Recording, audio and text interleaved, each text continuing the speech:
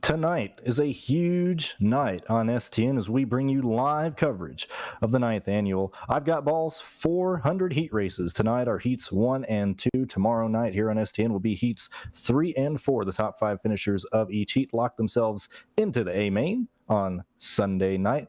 6th through 16th place will lock themselves into the LCQ on Sunday afternoon. Up in the booth with me is Zach Johnson, making the broadcast happen, making everything look beautiful for y'all. Right beside me is Brandon Howe. Howe, what are you expecting tonight in these heat races? It's going to be wild. It's 40 laps, so you have plenty of time to settle in and get going. But the thing is, with these being snake splits by iRating, the fast guys are going to be at the front, and the guys who need to race their way in from the back are going to have a hard challenge knocking these guys out of the top 5. You also have to keep in mind that if you do make a mistake and you knock yourself out of the top 16, your weekend is over. It ends here if you do not finish within the top 16 tonight. I don't think we're going to have to worry about that too much in the first heat. The second heat of the evening seems to be like the stacked one that we'll probably see around 20 cars in. Right now we are sitting right at 15 cars getting ready to take their Q run. Obviously, we had qualifying on Sunday. We locked 2 drivers into the front row. Alex Kolinix and Brennan McGee will lead the field to the green. Sunday evening, we're going to find out who else locks their way into the race tonight in these races. Are you curious about how these races are going to go? Do you think you know what's going to happen? How? What do you expect to see in this race? I am curious, Cruz. This is really the first test that we've seen of race trim for this season. I mean, obviously we've done plenty of practice, a lot of long runs, a lot of testing, a lot of setup building. However, it's always different when you go from practice and setup building and research to actual race conditions. This will be the first time we have a green flag on track for the IGB sessions. I'm very curious to see how these drivers attack. We've seen these drivers in this session for about an hour now, getting used to the race setup. As some of these drivers didn't participate in qualifying on Sunday, this could be their first laps in this setup. So we've seen drivers run in packs throughout this hour. We've seen 2 lanes, we've seen 3 lanes work here and there. I'll be curious to see what the field does with a full 10 cars entering the corner side by side, nose to tail.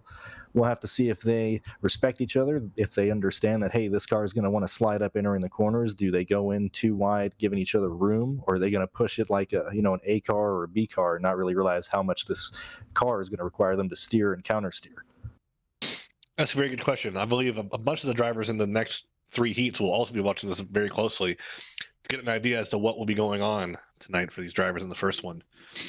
This could also be an advantage to these drivers as well who go through the heats and LCQ, because the guys who are locked into the field for the A main really haven't been able to get much practice, and they will not have been on track in race conditions up until Sunday at the green flag.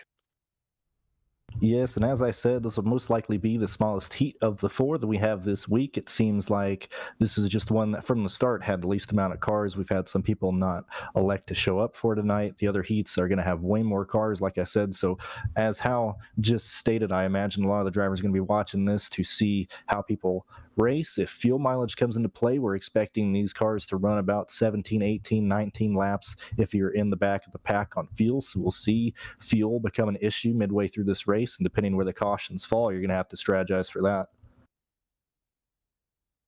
Yeah, the drivers are seeing in practice so far, then this is mostly in single car or 2 car runs, so it is not necessarily representative of what we'll see in the actual heat here, where we have a full draft package and you're able to lift and have the draft save you a couple laps. It looks like if we go caution-free, 18 laps will be a tank of fuel, possibly 19 to 20 if you want to stretch it and play the fuel mileage game. There's also a chance we will get some cautions and extend that range out to where it will not really become a fuel mileage race, and you'll be able to safely make it on one stop.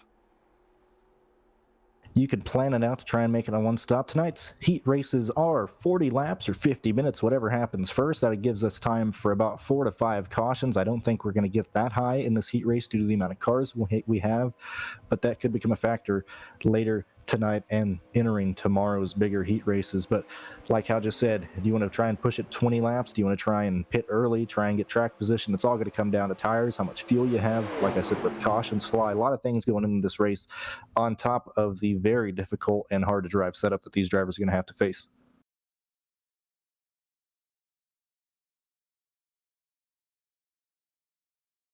Drivers are just getting ready to strap into their cars for qualifying. As we see the first car on your screen right now, everybody should be taking 2 laps. I know qualifying on Sunday was 1 lap, but we can have, just the regular 2-lap qualifying session right here to set this grid.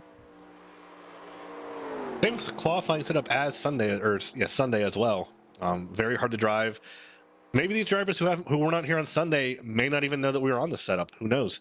It could be their very first time, and it will be a surprise for them. You see Jose Salas, Gabriel Mauricio on screen now.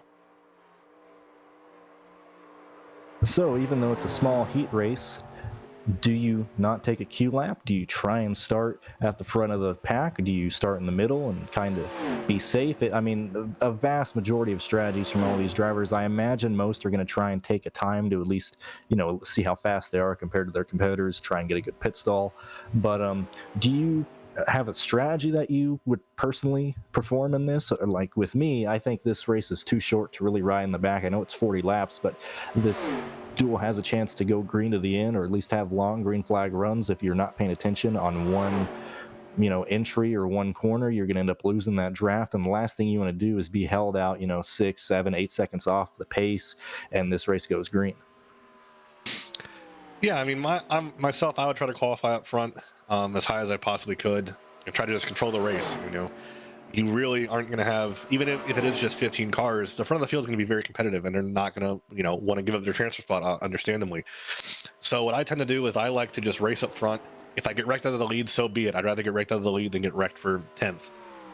But I was talking to Cody Dutton earlier, and he does seem like he wants to run at the back of the field today. He wants to get it. He does not want to qualify, and he does want to start EOL on the field tonight to either give himself a challenge, or maybe he does want to just sit in the back and ride around and see what happens. I talked to him earlier today as well. I think, quote, he wants to put on a show for his stream and for the viewers here on STN, so we're looking forward to you doing that, Cody. Last year in the one dual race, last year we had dual races, this year we have heat races. In the one dual race that STN broadcasted last year, we saw Logan Clampett run up front the entire heat. I think he led all but maybe a handful, maybe 8 laps in total. Do you have a driver right now that you think are going to, dominate this race or lead a vast majority of the laps, or do you think it's going to flip-flop between drivers? I think the Winstall guys have a big advantage this race. Guys like Ken Huff, Dylan Roberts, Gabriel Mauricio, they have a lot of experience in this car and in this setup, and they were instrumental in getting this car on track for this I've Got Ballz 400. I look to see them at the front and trying to control the field. Well, as you say, those 2 drivers right now, we have Gabriel and Dylan starting first and third right now on the speed chart. They're going to be nose to tail on this restart if everything stays this way. So they got a good chance of walking away with this, maybe getting into a tandem, pushing down the back straightaway on the initial restart, and possibly getting away from the pack here. Right now, 10 cars have taken a time. We're going to see if anybody else wants to do it, or they might just be electing to, start 10th on back. As I said earlier when the broadcast started, top 5 locked to the A main on Sunday 6th through 16th, which shouldn't really be an issue of people not making the LCQ, but 6th through 16th are going to automatically qualify for the LCQ, located about an hour and a half before the main event on Sunday.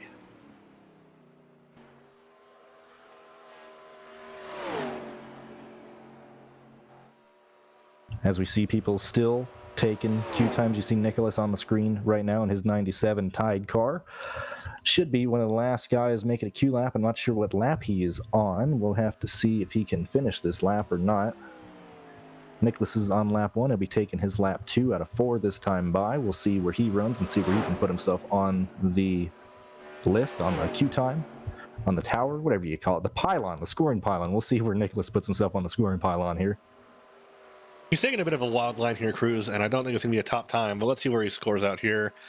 It's like he will run 10th on the chart, beating out Ryan Naraki in 05 car. And as we saw on Tuesday, I mean, these cars are going to be a handful. You're going to be turning right more than you're turning left in these corners. The right rear, that's the tire that everything's going to be laying on. That's where the weight is going to go as soon as these cars settle down in the corner. As you see this 97 enter turn 3 right now, you see it kind of sit down in the right rear, absorb all that momentum entering the corner, and it's going to slide the car up. That's what they're going to deal with in the pack. You're going to be going even faster. You're going to have more turbulence to deal with. I mean, these races are going to be crazy as the 97 of Nicholas just barely runs out of time to finish his second lap.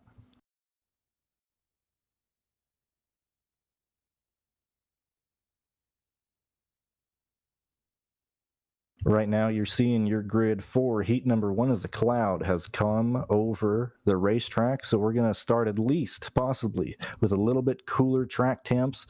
The racetrack has been cleaned of all the rubber that was placed in practice and qualifying. We are starting with a completely clean racetrack. So we're going to see tire wear become an issue. We're going to see handling become an issue early in this race. Yeah, Cruz, you're right.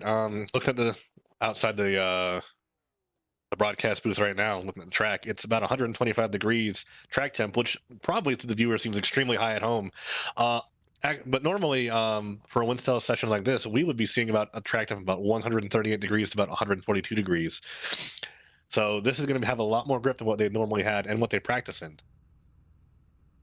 Yeah, the cloud should subside right before they come out of turn 4. They got about a minute left in greening right now, so they probably won't take the green with this cloud, but I think it's going to help at least the initial start, especially going through the gears. I mean, I know it's a super speedway. I know you're not going to be doing a whole lot of shifting, but when you do, it's going to be absolutely crucial, especially because this is the only double file restart of this heat, as we run single file restarts after the initial heat here. So you're going to want to try and get your positions here. You're going to want to be good through going through the gears. And then, like I said, we got single file restarts later in this race, and that's a situation where you do not want to miss gears. You want to be on it 100%. Yeah, these cars are a little bit different than what people normally run in the A, B, C, and D machine, where they have dog clutch gears, where you can just jam it in the gear and lift off the throttle to shift gears, or put the throttle on downshift. In these cars, you must use the clutch, and it is very hard to rep match and get these cars in gear sometimes. We see a lot of the very best drivers miss gears on restarts, and it can cost them a lot, and it can cost the field a lot if there's a pileup. Yeah, and that's certainly not what you want to see, even with such a small field like this. Looking through the field right now, do you see anybody you think is going to put on a show, or anybody that the fans might want to root for getting through the field? I see Kyle Riley in this number 62 bar visuals machine starting 7th. I imagine that we're going to see him fighting for the lead, or at least the top portion of this event. Anybody you see that we need to pay attention to? Well, Cody Dutton said it himself. He wants to go from the back to the front and put on a show for the fans. So obviously keep an eye on that number 80 machine. We got Joshua Chin. He's a very, very fast driver. He's starting towards the back of the field today. Look to see him move through the field and get to the front. Definitely a lot of big names, and it's just the first heat. A huge strength of field, probably around 6,000 or 7,000 for the entire event, might be even a bit higher. I don't think there's any pro drivers in this event, but 10 black stripes, 10 pro drivers are signed up for the heat, so we'll see them in the later heats this week. But a lot of work has gone in this race in the off season. A lot of money has gone in this race. I mean, I'm just looking forward to this. I'm looking forward for the green flag to come out and for these drivers to put on a good show. Like I said, a lot of hard work from Brennan McGee, Tyler Head, myself, you, Hal. I mean, everybody has put in tons and tons of work this season to put on a good show, and here we are, the pace truck going to duck its way down to pit road, and the first green flag for the first heat of the 2021 IGB heats is away. Gabriel and Brandon Hawken taking the green flag. Everyone getting up through the gears cleanly, it looks like, as they get in the third gear there. They'll be hitting fourth gear right about the middle of 1 and 2 here. Watch for here to see if there's any big checkups or any major issues as they get in the fourth gear. Already coming out of turn number 2 right now, you see the top 6 drivers already kind of pulling the way. The field is already getting single file other than the 2 lanes fighting for the lead right now, with Dylan Roberts hooked up with Brandon Hawken. And on the inside, you got Joshua Chin, Blade Witt, and Gabriel, who started on pole position, still there, as you see the 07 of Blade Witt kind of slide up. I mean, that's what we're going to be focusing on. These cars are going to be sliding with about a lane and a half, 2 lanes. And as we see some slight contact in the back of the field, first yellow is already out. Looks like it's the 17 of Christian Macrelli 3. Was brought out the caution here on the first lap of the first heat of the I've Got Ballz 400. We're going to go back and see what happened here. It could be it could be a lot of things. There's a big list. You're going to see a replay on your screen. I'm going back to see right now. It could be anywhere from entering the track too high. It could be entering too low. Let's see. It looks like Christian's just going to enter a bit too high. Like we noticed in the qualifying sessions, there's a lot of bumps up there that's going to bring you up into the wall. That's exactly what brought in Christian around in that 17 car. And I mean, this is a perfect example. First lap, chaos. You know, these drivers just not being used to the setup, hitting those bumps, and that's what's bringing out the first yellow. Yeah, I think we look further back from maybe his onboard. We can see the 97 car. It looked like he entered high as well and almost got the fence. And it looks like Christian may have just followed him in there and entered in a little bit too high, and in doing so, fenced himself as well. It happens a lot where you're walking ahead of you, watching the guy in front of you as you enter the corner. You try to take his line, and sometimes you just go a little bit too high and you hit the fence. It's not fun to do, but it does happen. As he watched, the guys ahead of him had pretty much run a pretty high line. It looks like he followed him in there, and in doing so, he hit the wall. Very good job of this 46 car of Luigi Graffini to avoid him there, using the apron there and getting very minimal damage, if any damage whatsoever, to his right rear. Yes, some of the cars already heading down pit lane. Kyle Riley, Cody Dutton, to name a few, probably already throwing on new tires. I mean, I know it's already been one lap, but you threw it into turn 1, you threw it into turn 3 full throttle. You got to see how much the car is going to slide up. You're going to want new rubber, and this might be a great little practice run for these guys. They saw how at least their car is going to enter into turn 3, so they might be better this time around, this restart. Well, Chris, more so I think it's the fact that we have about an 18 to 19 lap fuel cell in these cars. So with this caution now being on lap 2, now on the lap 3, these guys are going to try to fuel up and do almost the ARCA strategy where they can pit now and try to make it on one stop. They can probably get past halfway to get themselves onto a strategy where they can make it on one more stop. And also the 17 of Christian Marcelli has also taken his fast repair, one fast repair that he had for this session, to get a fresh car and get back out there. And now, see, that's why you work on the setup and I just race. I didn't even think about the fuel mileage. I was like, oh, they're pitting for grip, they're pitting for tires. But yes, doing the ARC strategy, one-stop race from here on out, which at this point, I think everybody should have gone in and at least top off. You can at least make it to around lap 23, 24. So that's going to be an advantage for those drivers who just pit right here. Yeah, that should be a big advantage. If this goes green from here, maybe if they save enough fuel, you don't really burn very much fuel in these cars under caution. They have a very, very low RPM fourth gear where you'll be burning very minimal fuel. However, it could be the difference between making the top 5 and having a few guys who sit back, ride together, and try to, fuel mileage this race out. That could be the key to victory. But I'm also willing to bet that we'll see some cars duck down here with one the green. You mentioned Christian taking his fast repair. Obviously, since we have single file restarts, we actually cut a lap off the caution period. And so you kind of lose that time to, if you got to make repairs and everything. So it's kind of, if you have enough damage to where it shouldn't affect your car, you should repair it. At this rate, if you have, close to 4 or 5 minutes, maybe 6 minutes of damage, you might just want to automatically take that quick repair since you don't have that added time that we normally see whenever iRacing goes these plate races when it's a double file restart, when cautions are almost like 8 minutes to where you can repair pretty much anything. That's another thing you have to take into account here. Looks like this restart is going to be double file crews. However, I agree. If you get 4 or 5 minutes of damage, you really are not going to be a top 5 contender. However, the one exception with this car is that if you don't have engine damage, if you have your full 1,000 RPM, it will be not all that terrible. These cars are aerodynamic bricks, and so they do not really lose much downforce or drag when you get aero damage. As long as your wheel is straight and your engine is still running good, you can be competitive. You may not be able to leave the field around, but if you run out of fast repairs and you need to just hammer on to the end, you're not out of it. I've won a race in these cars with 4.5 minutes of damage at Daytona, and it's possible to just keep on trucking. Definitely a different style of Daytona racing than what we've seen already here. Like I said, the main thing that these drivers are going to fight, other than the drivers themselves, is handling this car. I know we saw them enter turn 3 this last time by, but they weren't even up to full speed yet. We got to see them, enter turn 3 at almost 220, 218, 219. I mean, the force that they're going to enter turn 3 with is going to be something we want to watch later in this race, as the pace car is going to once again pace truck duck down, and the green flag is going to be displayed to Gabriel and Hawken again. Your starting row at the initial race, your starting row here. Yeah, as they get up to speed here, looks like we did have a car miss a gear there. Luigi Graffini, he has slowed down, fallen off the back of the pack here.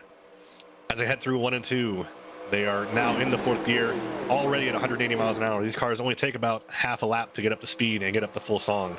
As they exit turn number 2 here, they're hitting 190 miles an hour, heading down the back straightaway. We see Gabriel Mauricio getting a slight advantage over the 33 of Brandon Hawken, getting pushed here by Blade Witt as they enter into turn 3 at 210 miles an hour. 210 miles an hour. Sorry. Top 6 already showing some distance from Jose Salas Jr. As I said before, top 5 are what we're going to be looking at here. Top 5 is the transfer spot. First lap up the speed here. We have a very big fight for the lead here and a fight for 9th to get in position to fight for this top 5 here that Dylan Roberts currently holds. Dylan Roberts just riding in line, as you see. Like I said earlier, 2 distinct lines. Everybody realizes how much room they got to give. What side would you rather be on, the inside lane or the outside lane? Are you choosing a team, or are you just going wherever you can get the grip for the car? If I'm in the top 5, I want whatever lane has the most cars. That's the lane that's going to keep moving and have the most draft. Conversely, if I'm coming up to the front and trying to get up there, I want the lane that's clear. I want a lane where I can move and not have to ride behind somebody or force moves that may take me out of the contention early. I want to get up front and I want to stay there. It looks like that's what Gabe's plan is right now. Speaking of getting to the front, it's the showman himself, Cody Dutton, came from the back on that restart, already up in that transfer position right here on the outside of Dylan Robertson, that number 80 car WFO Blue Monte Carlo. He is slicing through the field. I expect Cody to contend for this lead as he forces it 3 wide in the middle. The first 3 wide action of this week that we've seen is going to be slight contact for Joshua Chin. Joshua Chin into the outside wall, but he's going to keep it straight as we continue the race through turns 3 and 4. That's going to be one of the big deciding factors here. When you are 3 wide entering a corner here, especially on older tires, it is treacherous to try to enter that corner. And if you're the guy on the outside, whether it's your fault or not, you may probably want to lift out, or else you will could possibly end up like Joshua Chin there in the wall. Joshua Chin did absolutely nothing wrong there. He just kind of got pushed in the corner, kind of got intimidated by Cody Dutton there. Luckily, he didn't spin around. He doesn't have huge damage, a little bit of damage on the right rear for Joshua in the 93 car, but he'll be right back in that action. I guarantee you that, as we are carrying massive speed once again down this back straightaway as we see 3 rows, 2 deep. You see the outside lane getting right up against that white line. That's about as high as you want to go. Anything higher than that, you're going to hit those bumps and it'll throw you into those corners. There's a bump out of turn 4 that you really want to pay attention to, and I'm sure we'll see that come into play later in this race.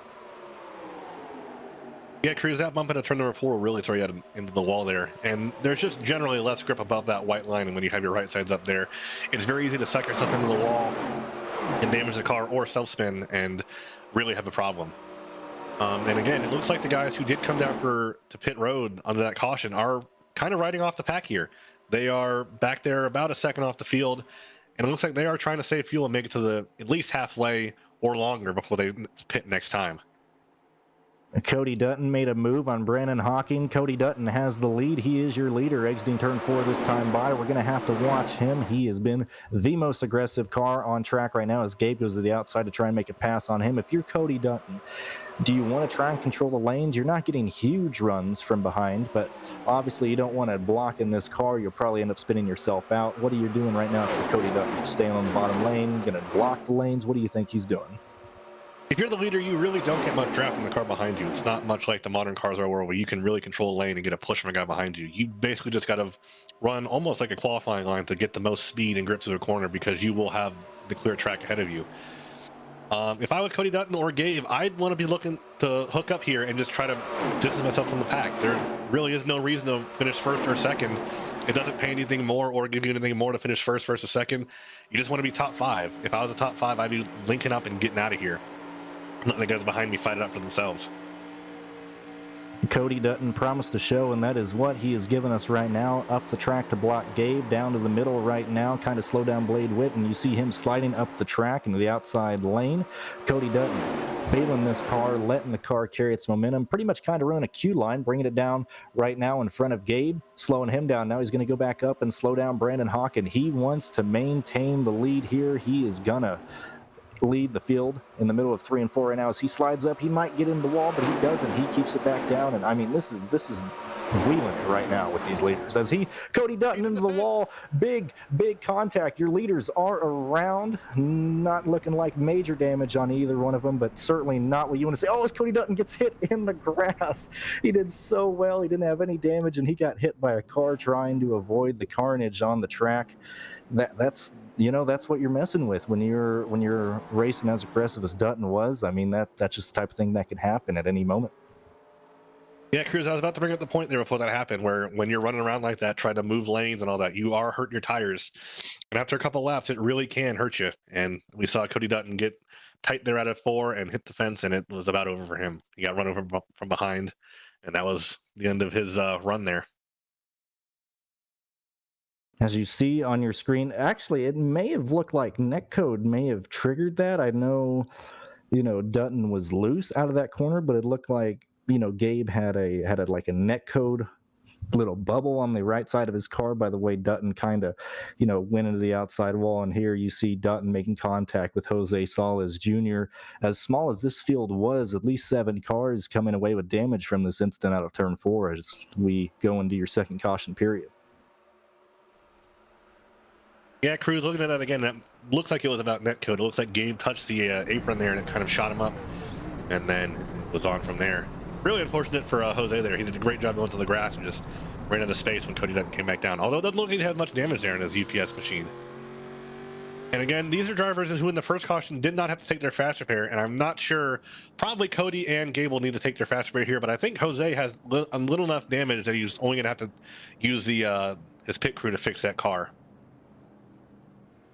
Yeah, most of the field having damage that I would at least view as them repairing themselves, not really wanting to take that quick repair right now, as we're on lap 13 out of 40, 16 minutes into this 50 lap heat race. I'm not too concerned about running out of time right now, but if we continue this way, I might start being concerned. Are you surprised by how aggressive these drivers were, how close they're racing? Did you think they would, kind of at least race the first 10 laps a bit easier, or is this what you expected? This is about what I expect. This is the first time on track, and people are really trying to be bold. I am surprised that Cody Dutton and Gabe were fighting so hard there. It looks like it's going to cost them. They're going to have to come back from the back again in order to come up through the front. Looking down on pit road, looks like Cody did indeed take his fast repair there. He's going to use his one and only there on lap 13.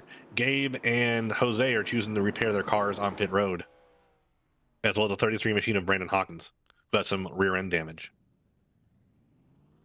Do you think the reason, obviously, since this heat is under the 16 cars that would make the LCQ, do you think that has any, reason behind how aggressive they're racing? Because everybody knows, hey, I might not finish top 5 here, but I'll at least get put into the LCQ. I'll at least have another chance if I'm running aggressive.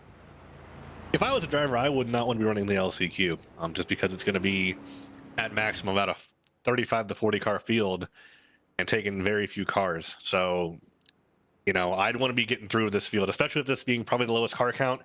I think this would be the one to take advantage of. And, you have about a 1/3 shot of getting through this field.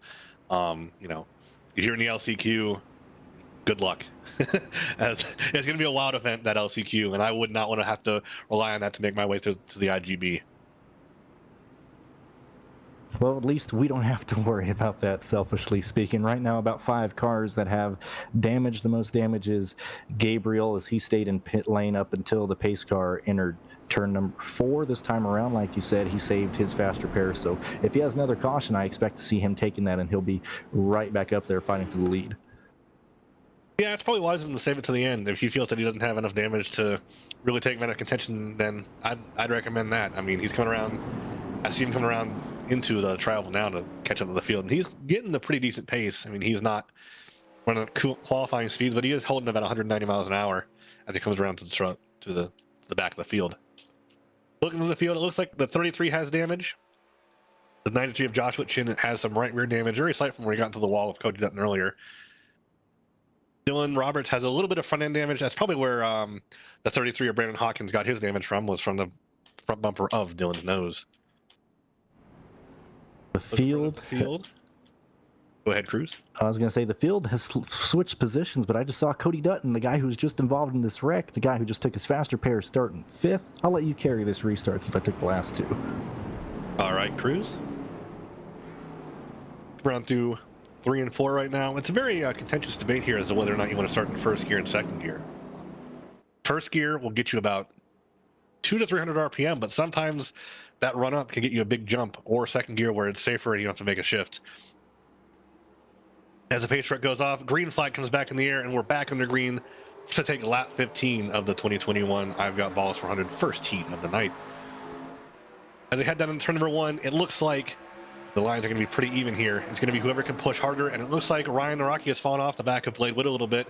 This should help Michael Sturgill on the bottom line, pushed by Kyle Riley, get a big advantage here. As they head through 3 and 4, it looks like that's going to be the case. Cody Dutton, again, is being very bashful in the back of Kyle Riley there. It looked like he made some contact mid-corner to really try to push these guys ahead. And we haven't really brought it up tonight, but the O-line is not in play as they go 3 wide in the turn number 3, first lap of the restart. Let's see if they can handle this. Oh, we got a car sideways on the outside lane. That was Blade Witt, but he gained it. He got it all under control, as we just stated, or as Hal just stated, the yellow line not in effect. Not sure how much you really want to use it outside of the back straightaway if you got a good run out of turn 2, but technically there's 5 lanes on this track. I expect drivers, we've actually already seen them use all 5 lanes, as Cody Dutton had led that lap, as we have Kyle Riley on the outside lane, a name that we saw last year in his duel, running up front, running quick times. We'll see him get a push from Michael in the 90 car behind him as they go by Cody Dutton for the lead, entering turn 3 right here.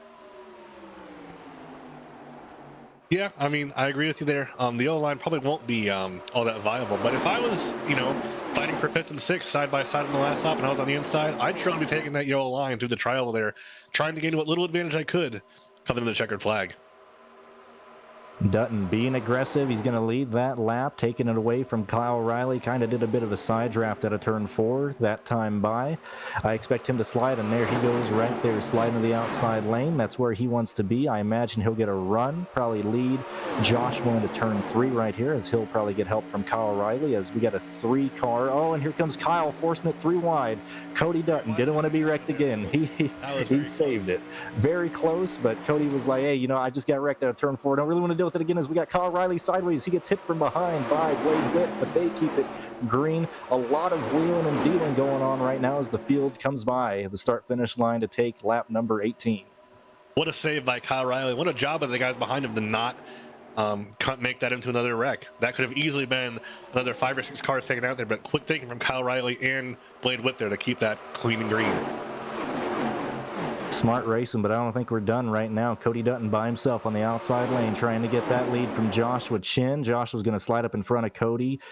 Cody might push him right here, and that is exactly what he's going to do. Not going to try and pass him or anything. They're going to hook up and get some extra speed. 2:13 entering this corner. See, if I was these guys up front, I would not be doing this right now. They have a pretty decent gap between them and Kyle Riley back in 5th. If I was them, I'd have hooked up single file, gotten ahead of these guys, and tried to pull away the best I could. But now in doing that, running side by side for that lap, Kyle Riley is right back up to him. Blade Witt in 6th is right back up to him, and the pack gets together once again. I feel like they've missed an opportunity there, Cruz. Well, they may have missed an opportunity, but at least they're realizing that, hey, let's run single file. I say that as Cody Dutton goes to the inside lane to make it too wide. But if they would just go single file, get through the race, they don't have to worry about it. They're locked in. Kyle Riley is the only guy who has to worry about anything right now, as he has some slight rear end damage. Or, not slight, not major either, but quite a bit of damage from getting sideways last time or a couple laps ago into 3, as we get the pack all together again. 6 cars fighting for the lead as Cody Dutton leads out of turn 4 once again. Yep, back side by side again. Cody Dutton controlling the front. You gotta, as the leader, you gotta be kind of careful, or as an aggressive driver, you gotta be kind of careful. You do want the rest of the guys to trust you. You don't want to, make enemies or make people think that your moves are going to be wild, because sometimes when people lose trust in you, you will suffer the consequences. This car is very individualistic with its draft model, where you can make moves on your own and make your own destiny. But at the same time, there's going to be points where you need draft help, and if people don't trust you or think you're driving too aggressively, that could be the difference tonight. The car that I really want to look at this time into turn 3 and 4 is Dylan Roberts. We've seen Dylan Roberts up in this position pretty much the whole race. We really haven't mentioned his name a whole lot, but he hasn't been making a whole lot of moves. He's almost the most conservative of your top 5 drivers right now. No slight damage on the front end of that 22 car, but we haven't seen him make any aggressive moves. He knows he's in a transfer spot right now, as Kim and Kyle nearly make contact there. They don't, but he's pretty much racing, as clean as he can compared to all these other guys. Yeah, Cruz, I think his strategy tonight is just to ride and try to stay in that top 5 and not make any enemies. Dylan can definitely get aggressive when he needs to. Me and him have had plenty of wheel-to-wheel battles in these cars and in the league over time. So when it comes to time to get his elbows out, he will do it. But in the time being, he's just going to try to ride, be calm, be patient.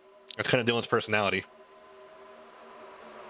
It's Cody Dutton by himself on the outside lane and across the line in second place right there. Blade Witt helping out Brandon Hawking as they take the lead position away from Dutton in his 80 car. Brandon Hawking sliding up the track a little. Blade Witt and Cody Dutton doing the same as Kyle Riley and Michael in the 90 car. It's just gaining, just hitting that draft in the corner, making as we get some squirrely action on the inside lane right here. I thought they were going to wreck, but they didn't. Yeah, these cars are very, very hard to control, especially on older tires. We see Cody Dutton nearly brushing the wall with the right rear there. He got very high in 3 and 4, and I believe he might be wearing his tires. One of the strategies that these guys may not know about is the fact that it is faster in most cases to not run full throttle. When you lift off on corner entry, it settles the car down, and it really doesn't lower your power that much to where it will keep the diff kind of open and allow you to get a much better entry and much better in corner speed. Let's get our car sideways. Very good save there from Brandon Hawkins as he gets very loose on corner entry. He was probably trying to run full throttle, Cruz. That's probably what they're doing, and right now in a run, this is when you're going to want to start edging off that throttle. Entering turn 3, I really want to focus on the fact that in the qualifying on Sunday, we saw a lot of speed being lost here. We saw guys hitting the bumps, sliding up the track. I mean, right now, a few laps into the run, this is when you start hitting that tire wear that we talked about earlier on this clean track. You're seeing the rubber being put down in those corners. Cody Dutton, I think he may have worn out that right rear tire as you see him constantly lose positions on this trial right now. Yeah, and likewise, it looks like Dylan, who was kind of riding in the back there for a little bit and just saving his stuff, is starting to make his charge to the front. Looks like his car's handling the best of everybody up front right now as he moves to the outside of the number 90 car of Michael Sturgill. Michael Sturgill and Dylan Roberts, your fastest cars that time across the line. Here we go, a 3-wide situation as the 23 of Gabe Herschel going to pass 1, 2, 3 cars. He's making it 3 wide. Kyle Riley in the middle, having to check up a tad. Same thing with Dylan Roberts as Gabe Herschel takes a 3 for 3 positions in one corner. He is now your third place driver as Blade Witt and Brandon Hawkin leads the field into the trial. What a wild move from Gabe there. I did not think that was going to stick. I thought we were about to see another accident here as we approach lap 25. Dylan probably not very happy with that. He got forced to the outside there after making his move to the front. Sometimes that's just what happens, man. Wild racing here from Daytona in these cars. Well, Herschel, for the last few laps before he got up in here, he was running with Ken Hoff, who's currently in 10th right now. They were kind of saving as we got a battle for the lead 3 wide as we have a little bit of netcode contact here between Hawkins and Herschel. We're still, Dylan, right rear destroyed. He's going to keep it at 180 miles per hour right now as Ken Hoff, as I was just stating, Ken Hoff and Herschel were kind of riding back, staying in the back, saving their tires. He now has a slight bit of contact as Gabe Herschel made all the moves. He is now your leader as the field is really running into 2 different storylines right here, those that saved tires and those that did not. Yeah, and again, it looks like these guys up front really need to be running single file here, trying to pull away. Or else these guys 6 on back will be catching them as they're doing right now. Cody making the move underneath the yellow line. The first driver we've seen to do it so far has not made it stick. However, it is going to give him the inside of, as we see, looks like Gabe Herschel sideways there in 3 and 4. Can he keep it under the bottom and keep it clean and green? Oh, your leader, multiple cars having issues there. Michael Sturgill also had an issue coming out of turn 4. Your leader, Gabe Herschel, got sideways in 3 and 4, as you saw. Brandon Hawkin is now your leader. Top 4, rather, are pulling away. Cody Dutton currently in the transfer spot as we are getting into heavy tire wear. You're seeing these guys. The side-by-side racing is out the door right now. Now it's just trying to survive, as I say that, Kyle Riley on the outside of Blade Witt. Blade Witt trying to make it 3 wide. He's underneath the apron, which is perfectly legal. He's going to take the lead entering turn 3. He's not going to slide it, but we have Hawkins sideways. You see smoke coming from the rear end, but they're going to keep it green as well. Cody Dutton now takes 3rd place away from Kyle Riley. As he's going to go for the lead, he's going to throw it onto the outside. We have a side-by-side battle race for the lead coming to the start-finish line this time by Cody Dutton, your leader once again. I've got to say, as this is to watch, I really don't think it's wise for these guys up front to be racing like this. You've got a perfect 5-car breakaway here, 6-car breakaway here that could easily be settled amongst themselves later in this race. But now they're pulling in Dylan again with his damaged car. Nicholas Isidro is coming in again, pulling in Michael Sturgill with him as well. So this is going to, again, bring the pack back together. And really, they're, Gabe it's entertaining to watch them race, but they're really hurting their tires here, and it really may hurt them coming into this run if this stays green. Yeah, it's putting on a good show, but like you said, it might not be wise as we're going to come to 12 to go this time by. 20 minutes remain in the race, so we should end under green, or at least under the laps right now, as Blade Witt pushes Cody Dutton in the trial, as we got a 3-car battle for third place right now. Kyle Riley, Brandon Hawken, and Ryan, as Hawken slightly into the fence in the trial right there, but he's going to maintain his position. I'm impressed to see Dylan with his damaged car get back up there, as we got the 0-5 car of Ryan Naraki very loose there in 1 and 2, as he almost gets into Dylan on exit there, as we talk about Dylan Roberts again. He hit that wall very hard. I'm surprised that car is not more damaged than what it is, but he's been able to keep on with the pace here, and it looks like he will be crossing the line here next time by in 6th position. Battle for the lead. Cody Dutton kind of slid up in front of Blade Witt. Not sure if that was intentional. That's just what the cars did. As you're watching here, you're like, what are these guys doing? They're sliding up and down the track. I can run the 87 car easily at this track. I don't get what the big deal is. Look, I got Brandon Howe up here with me, a guy who helped design this track, or helped design this setup, rather. What did you set out when you were making your setup? What did you want these drivers to have to deal with? Basically, we set out to make this car about as hard to drive as possible. The spoiler is laid down all the way to 10 degrees, so it's basically not there. We've got tires that wear out more than what you normally would. We've got an ambient temperature of 90 degrees Fahrenheit. We've got track temps now that the cloud has gone away that we saw earlier, about 134 degrees. This track has almost no grip. These tires are being chewed to pieces. And this car, while it drives nice, is very, very fast. It's one of the fastest cars setups that we have. This would be very good in open series. And it is fast. And, when you're running that fast as a corner, it is hard to control. It is hard to keep your line and run with your tires on the car, without wearing your tires off the car, I should say. As you say that, we've had some green flag pits. We had Brandon Hawken, Nicholas in the 97 car. I don't think Hawken actually made pit road speed. The way you want to try and enter pit road here is to start breaking out of turn 4, but we're starting to run in that situation to where some of these guys are run out of fuel. Some of these guys are going to have to pit. Some of the field doesn't have to pit. We're going to see a lot of strategies come into play right now, as the field is pretty much back together. The top 8 cars together here racing for the transfer spot at 5th place. Yeah, green flag pit stops could easily be the deciding factor. These cars, again, are very, very hard to slow down. They do not have good brakes. You've got to shift down correctly. So if you haven't driven this car on a road course before, there's probably a good chance that you have not made green flag pit stops. In the 87 car official series, the races are short enough to where you will not run out of fuel to make a green flag pit stop necessary.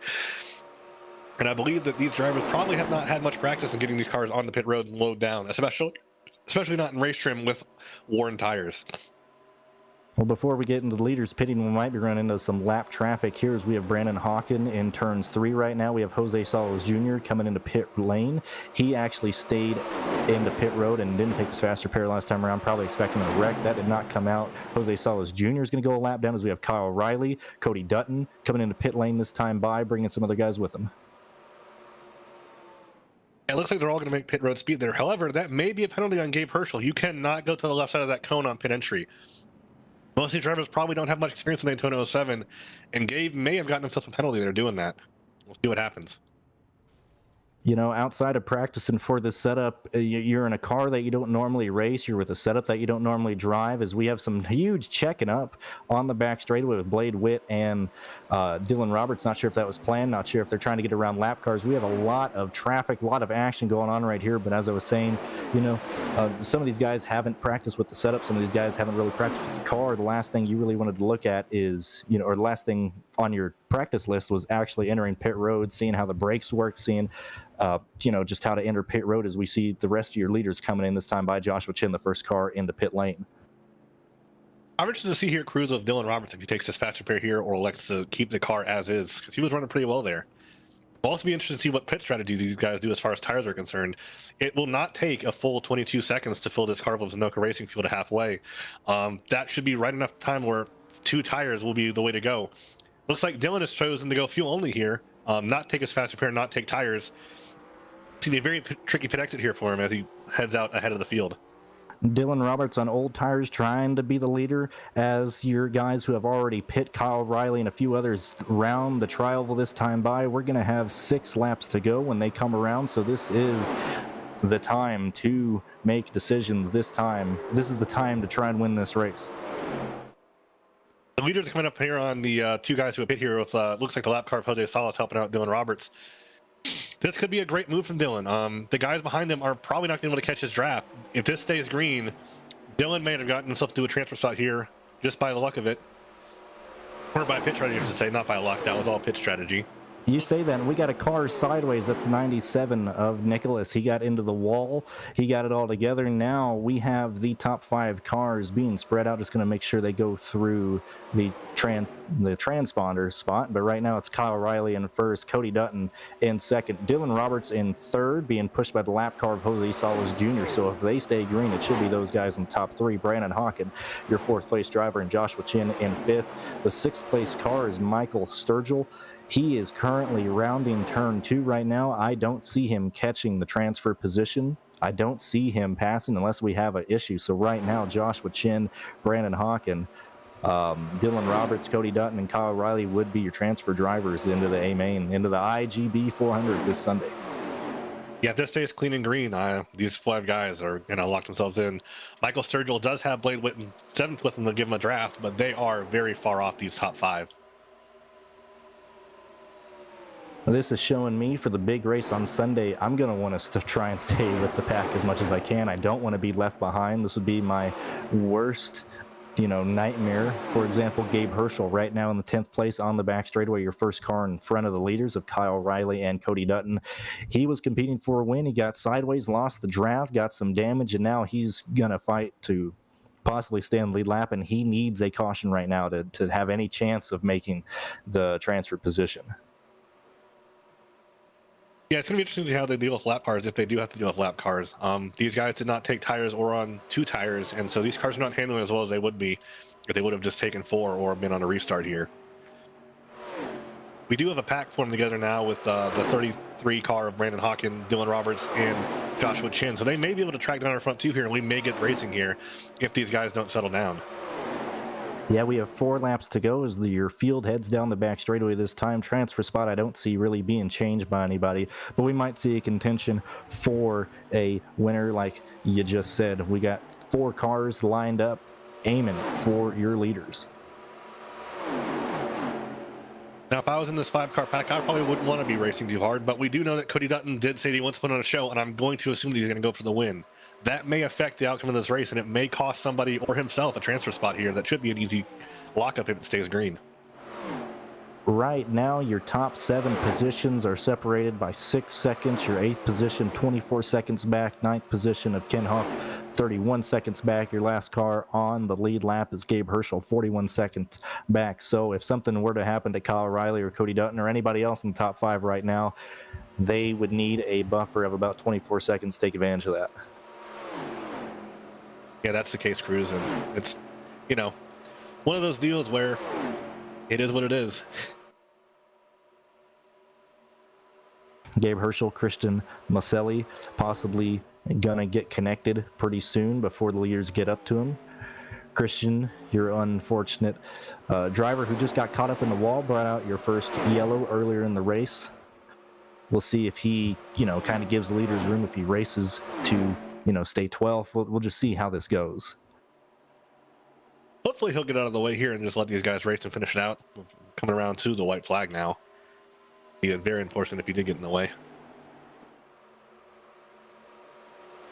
Right now it's been the Kyle Riley and Cody Dutton show. Out of turn 4, your white flag being displayed to the driver of the 62 bar visuals Ford Thunderbird, as it's going to be him and Cody Dutton to decide your winner in the first heat for the IGB 400. Looks like Cody's going to make a move here. They are going to try to go either 2 or 3 wide around this lap car here. That could get very dicey.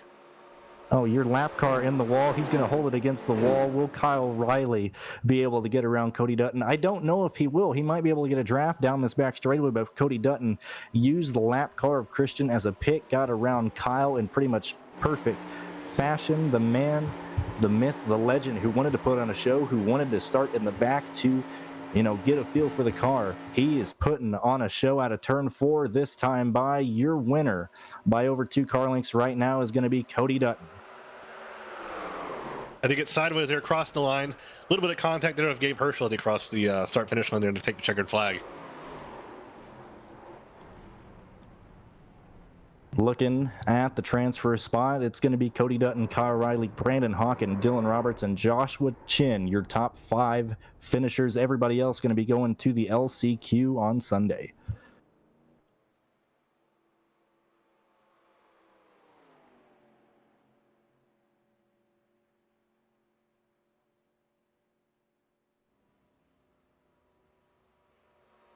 Your finishing position on screen right now. I knew it would come down to fireworks. I knew it would come down to something happening, but we had some contact coming across the line for the win there. Let's see if we can get some drivers in here to get a word from today. We do have Cody Dutton available to us, the winner of this heat. Let's see if we can get him in here.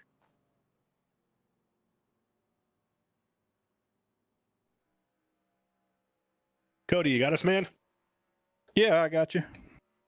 Congratulations on being the first winner of the weekend here. Winning heat number 1 here for the I've Got Ballz 400.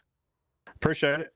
I called my shot before the race. I really wanted to win this thing, and it was up to those guys to take it from me. So you go in a race with that kind of attitude, they've really got to try hard to take it away. So that's what we did. Yeah, you definitely were the driving force of that race. You pretty much controlled the front most of the race. After you and Gabe had an issue there, it looked like that was net code. So pretty much just a racing deal between the two of you. How'd the car drive? This is the first green flag race we've had in race conditions with the this season with the I've Got Ballz this year. Honestly, I didn't practice the car except for a few minutes before this, so I didn't know what to expect. The car really goes away on old tires, so you've really got to be careful. You don't want to bind the car up. You kind of got to run the top, and you really need help, though. You just got to be really careful. It will get out from under you. I got it sideways in a lead once, nearly lost it, but it's going to definitely be a fun race on Sunday. Hope to be talking to you guys again. Yeah, I mean, as the first group of cars out here, you're kind of the guinea pigs. What advice do you have to give to the next group of cars that are going to be out here in about the next 10 minutes? To be fast here is whoever stays in the throttle the most. So if you don't lift and you run in the corner as hard as you can, you're going to pass the most cars and win the race. All right, Cody, hold on. I got to ask one thing before we let Cody by. Cody, since you didn't put a whole lot of laps on this setup, did this thing act like you thought it would, or were you surprised by anything? I know you got an incident out of turn 4. Was that just, a circumstantial thing, or did that setup come up, showing something that you weren't used to? What happened there? I don't practice for anything really. I just jump in and learn. Muscle memory is not one of my strong suits. My brain works. I react to whatever's going on in front of me. So I just got a feel for the car in the first 2 or 3 laps of the race and just hammer down. Well, thank you, Cody. I didn't expect that answer. I thought you'd be like, I put in a lot of practice for this, but knowing that you just hopped in there, put on a show for the fans, got this win. Congratulations, driver. I can't wait to see you on Sunday's race. Thank you. You got to give the fans what they want. I mean, the people watching are having a lot more fun than the guys driving, I'm sure. It's pretty stressful out here. Well, that was your winner of heat race number 1, Cody Dutton in the 80 car. As I just said, put on one heck of a show for the fans and everybody here on STN.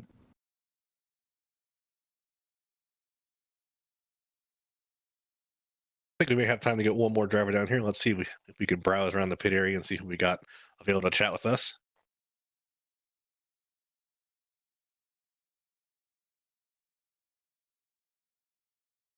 As we're doing that, the admins, everybody involved in the broadcast, switching servers into heat number 2. This server has been up for an hour already, so everybody who was in heat number 2 getting their practice, getting their, familiar with the paint schemes, as we have Dylan in the broadcast booth with us. Dylan, you kept the car clean. You had some damage during the race, but how would you summarize up your heat? Terrifying. It was a lot of great racing out there. Really, really competitive group of guys for this heat here. Had a little bit of a run-in with the 05 on lap 25. One of those racing things. We were both kind of going for the same real estate in a really crowded corner entry. I honestly thought my race was done. I mean, that wreck early on, I thought that was it. Made it through that, and then lap 25 comes along. I'm thinking, I'm done. I'm out of it. I got damage, and somehow we held the pack. Pit stops went our way, and here we are. We're currently talking to 4th place finisher right now, Dylan Roberts, a guy who was very fast in qualifying, but was a not locked in driver, you could say a go or go homer. Do you feel good? How does it feel to be locked in, not having to worry about the LCQ on Sunday, just knowing that you were the first heat? Now you can just sit back and watch the chaos that's going to happen in the rest of the heats. Oh, it's definitely a load off. I was very, very nervous for this race. I really did not want to deal with the LCQ. That's going to be a lot more high stakes of a race. It's the night before the race, so then you got to do that, go into the longer 400 if you make it. It's a lot better to get it out of the way now. Big load off, and I'm going to be able to enjoy these heats a lot more rather than stressing towards Sunday. Well, I would say don't stress at all. You had a really, really fast car. You looked like you had the handling down perfectly. You were just, not trying to race for the win. You're just trying to transfer in. You got into that. So congratulations, Dylan. I'm happy to see you're going to be in the main field for on Sunday. Thank you. It'll be a blast to be joining you guys in it. And yet again, to remind everybody, the 9th annual IGB, the I've Got Ballz 400 live on STN, Sunday, 7:30 Eastern Time, a $1,000 purse, 160 lap dash for cash. Your winner getting $250. Pretty much one of the bigger events on iRacing. That's why we had over 100 signups, 100 guys wanting to get in here. As I already said, we have a couple guys locked in from Q time as we move everything over to our second server. We see tons and tons of drivers on track right now getting ready to put the hammer down, lay the hammer down, and then put on another great show. Yeah, crews, just want to take a look at the entry list here and list off some notable names here in the second session or second heat. We got Brandon McKissick. We got guys like Kevin McAdams. We got guys like Philip Snipes, Chris Wetz, Hayden Rapass. We've got Justin Knobloch, Colin Bowden. We got Tob Obermaitis, Tristan Hagenstein, Justin Thompson, Craig Arvanites, and Ali Osman.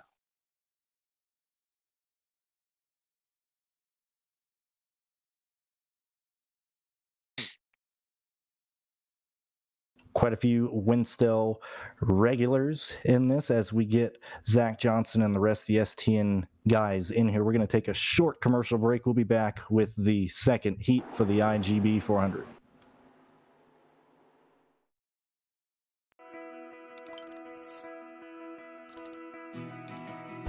iRacing is a sim racing game that combines a true-to-life racing experience with an online community of virtual racers from all around the globe.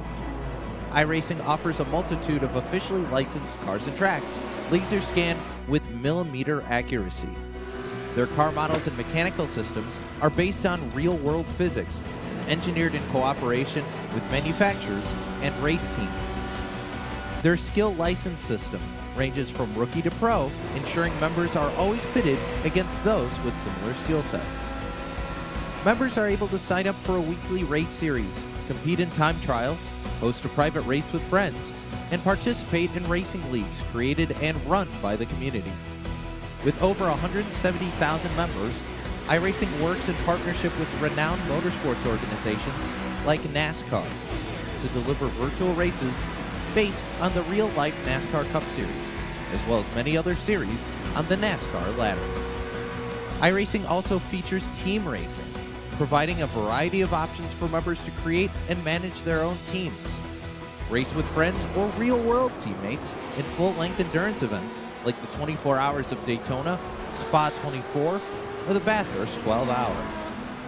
Additional partners include IMSA, World of Outlaws, Supercars, and IndyCar, allowing members to race in their very own Indianapolis 500, Bathurst 1000, Chili Bowl, and many more iconic events. This is iRacing, delivering the most authentic racing experience short of getting into a real race car. Sign up today at iRacing.com.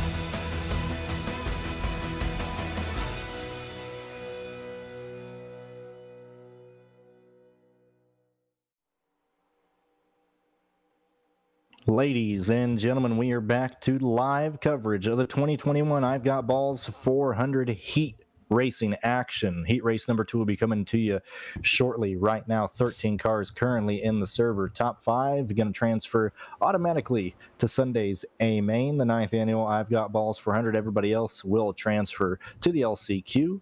Normally we take 6 to 16, but we don't have a full field this time around, only 13 drivers. So everybody technically starting this race will at least qualify for the last chance qualifier. We just exited a heat that we saw early cautions, early incidents, a lot of cars getting sideways, a lot of contact throughout, but it ended with a pit stop, ended with fuel mileage, ended with a long green flag run. I imagine we're going to see the same thing here with, 1 or 2 cars short of what the field had last time around. I don't know if Hal's back, but we're going to focus on a lot of the big names in this heat. Obviously, we got Justin Knobloch, Brandon McKissick, Kevin McAdams, Ali Osman, Philip Snipes. Just a huge amount of names that you recognize from Winstall, that you recognize from a lot of the divisions in iRacing. Hal, what do you think we're going to see in this heat race? Well, if NASCAR's heat races are anything to go by, typically the first one of the day is the calm one. Well, if the first one is calm, usually the second one is wild. If the first one is wild, usually the second one is calm. Given that last race, the finish was pretty calm, determined by green flag pit strategy, I'm assuming that this is probably going to be the one that's a little bit more wild. We got a lot of big names in here, and a lot of guys we don't normally see in Winstall trying to make it into this race.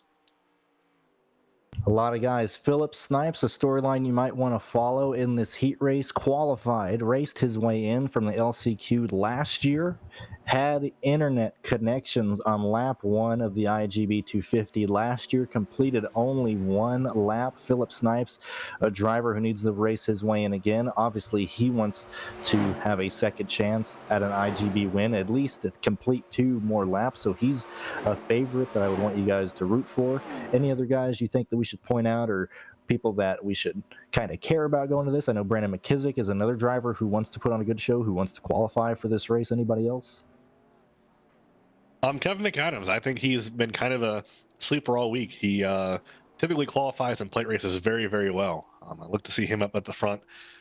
His name we don't really see in Winstall that often, but look to see him at the top 2 or 3. Justin Knobloch last year in the IGB was a very, very big force to reckon with. He's a very aggressive driver.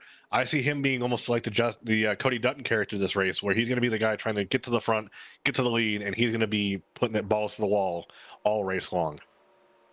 It's almost weird looking at the field for this race. I would imagine that naturally a lot of the guys in this race would want to, kind of ride in the back, ride really conservatively. Well, there's only 13 guys in this session right now. 5 are going to transfer in. So you really can't afford to really race safely.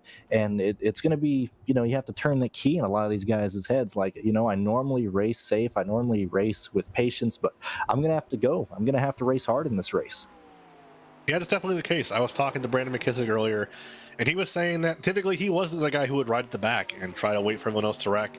But he was finding that when he was doing that, trying to get back to the front with, 10 laps to go, everyone else trying to do that. They're all trying to get up to the front to win the race or be top 5. And in doing so, they all kind of bottleneck together and, end up wrecking each other out. So he's told me that he's going to be at the front the entire time, and he's going to try to stay there as much as he can. Ali Osman, another driver, driving the 46 in this session, a guy that you've seen on a lot of Winstall events, a guy that you've seen in previous duels and qualifying races for the IGB over the years. He's wanting to qualify for it. Tristan Haggerson, another driver that we recognize from the iRacing service, a guy who has done a lot of iRacing. I don't believe he's ever started an IGB. Obviously, he wants to start it here this week. This race, he wants to qualify himself into the race. I mean, just tons of guys in here that really haven't had great runs in the IGB Speed Weeks, other than Knobloch, obviously. A lot of good storylines going here. Yeah, we got a lot of good storylines in this one. A lot of guys too. Last race we saw there was a lot of guys who kind of raced together. There's kind of a social groups or cliques that kind of with the FTR, Winstall, various other leagues that all knew each other and were kind of probably willing to work together a little bit. But this one, it looks like it's kind of split up. A lot of guys who, maybe don't have that connection, don't have that friendship and camaraderie list, are going to be willing to work with each other. Should be a very interesting race here once we go in here in about 5 to 6 minutes. Yeah, speaking of those connections, speaking of those teammates, we talked to Dylan Roberts at the end of heat number 1, the guy who helped him maintain his 4th place finishing position, who helped him catch up to 3rd place, was Jose Salas Jr., a guy who ran Road to Pro, sadly didn't make the Coke Series, but just came short, got in an incident didn't have the car to stay with the pack, but he helped Dylan out after the green flag pit stops. I imagine we're going to see situations like that going in this race as well. Also want to correct myself there. I said FTR originally the first time around as the league. Don't disrespect Kevin McAdams there. He runs a great league. FTF is the name of the league I was thinking of. The I've Got Ballz 400, the I've Got Ballz Speed Weeks. This is a melting pot of a lot of leagues. Obviously, we have Winstill, we have FTF, we have a lot of guys who used to race on LSRTV, a lot of guys who have been in Podium Esports, involved in their league, involved in their broadcast. I mean, anybody who's anybody is showing up this week.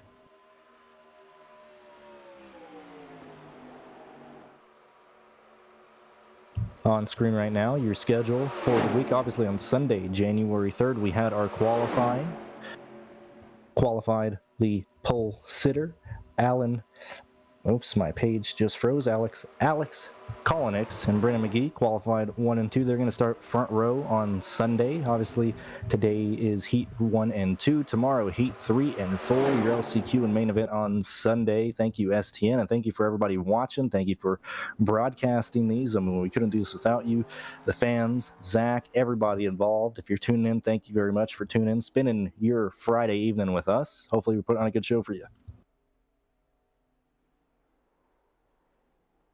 As we see the cars on pit road right now, currently on the track right now is the drivers meeting. So these guys are getting together, finishing their last minute thoughts, and Brendan McGee is going over the rules and proceedings of this race.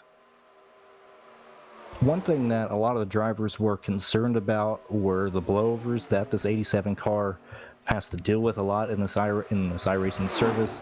We didn't see any of that in this previous race. Obviously, a lot of the wrecks happened in the corners, probably at the lowest speeds. I imagine if we see a crash coming through the tri-oval or at the very end of the back straightaway, I imagine that's when a blowover has to worry about. So obviously, you don't want to be involved in crashes in general, but this is a car where you especially do not want to be turned sideways, because that could easily ruin your night, ruin your chances, and then you have to deal with that 40 car LCQ, and that is not what you want to deal with at all. No, not by any means.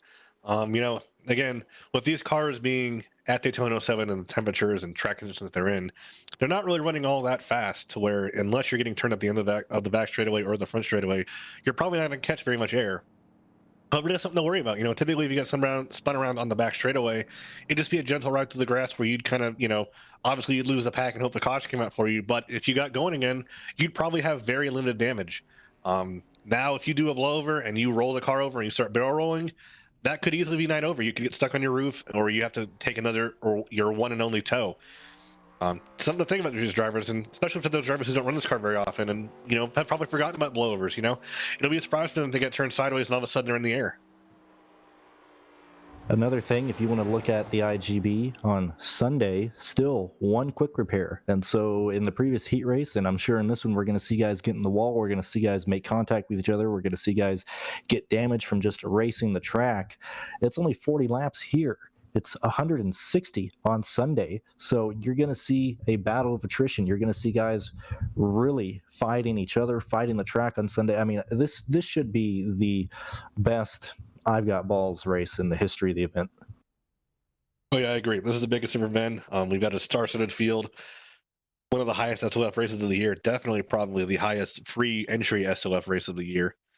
And again, as you bring up fast repairs, that was the make or break strategy of the last heat for several guys. Gabe and Jose chose to repair their cars and hope for another caution. They didn't get it. They lost a draft, and that put them a lap down. Cody Dutton decided to be aggressive, use his fast repair early, and he got back to the front. He won the race. So drivers are really going to have to plan the strategy with these fast repairs and with their tires and fuel as we head into the race, or qualifying here in about 30 seconds. Even outside of those cautions that we had early in the heat race, we had multiple instances of guys getting sideways, guys making heavy contact. So, there was a chance that we could have had more than, 2 or 3 cautions this last time around. We could have ended up having probably 5, 2 instances that probably could have brought out cautions if the drivers didn't have the talent to save them last time around. So that's another thing you got to think about. you got to pay attention during this race. You got to be aware of what other cars are doing. You got to be aware of what you're doing, and you need to be aware of the limits of your car. We saw a lot of guys having issues entering pit lane, whether they entered below the commitment cone, whether they were speeding in the pit lane, whether they just weren't slowed down enough and got into the grass entering pit lane. I mean, tons and tons of challenges. Yeah, this is a challenging race. I mean, you think 40 laps, it's pretty easy, you know. It looks about like, on paper, like a regular Legend Series race would be. But however, this is a lot different. This is going to need at least one stop for fuel, maybe two if it goes green all the way. This is a very challenging setup, a very challenging weather condition, and a very low grip track. So people coming into this with ideas that it would be just like the Legend Series have been proven wrong. A lot of guys are, you know, probably finding out that they're in a little bit over their head and they're in for a bigger challenge than what they expected. Interesting to see how these guys deal with it tonight. And obviously 40 laps is a heat race. It's a shorter event. It's more of a sprint than anything. But still, I think the 40 laps really snuck up on the drivers in the last heat of how fast and how busy they are. This isn't like an A car. This isn't like a B car where you just kind of sit on the yellow. You don't really do anything on the straightaways. All you do entering the corners is a slight turn of the wheel. Here, you're wheeling it the entire time. I know it's not as intense as racing on dirt here on iRacing, but it's certainly not a walk in the park as other cars at other plate tracks are.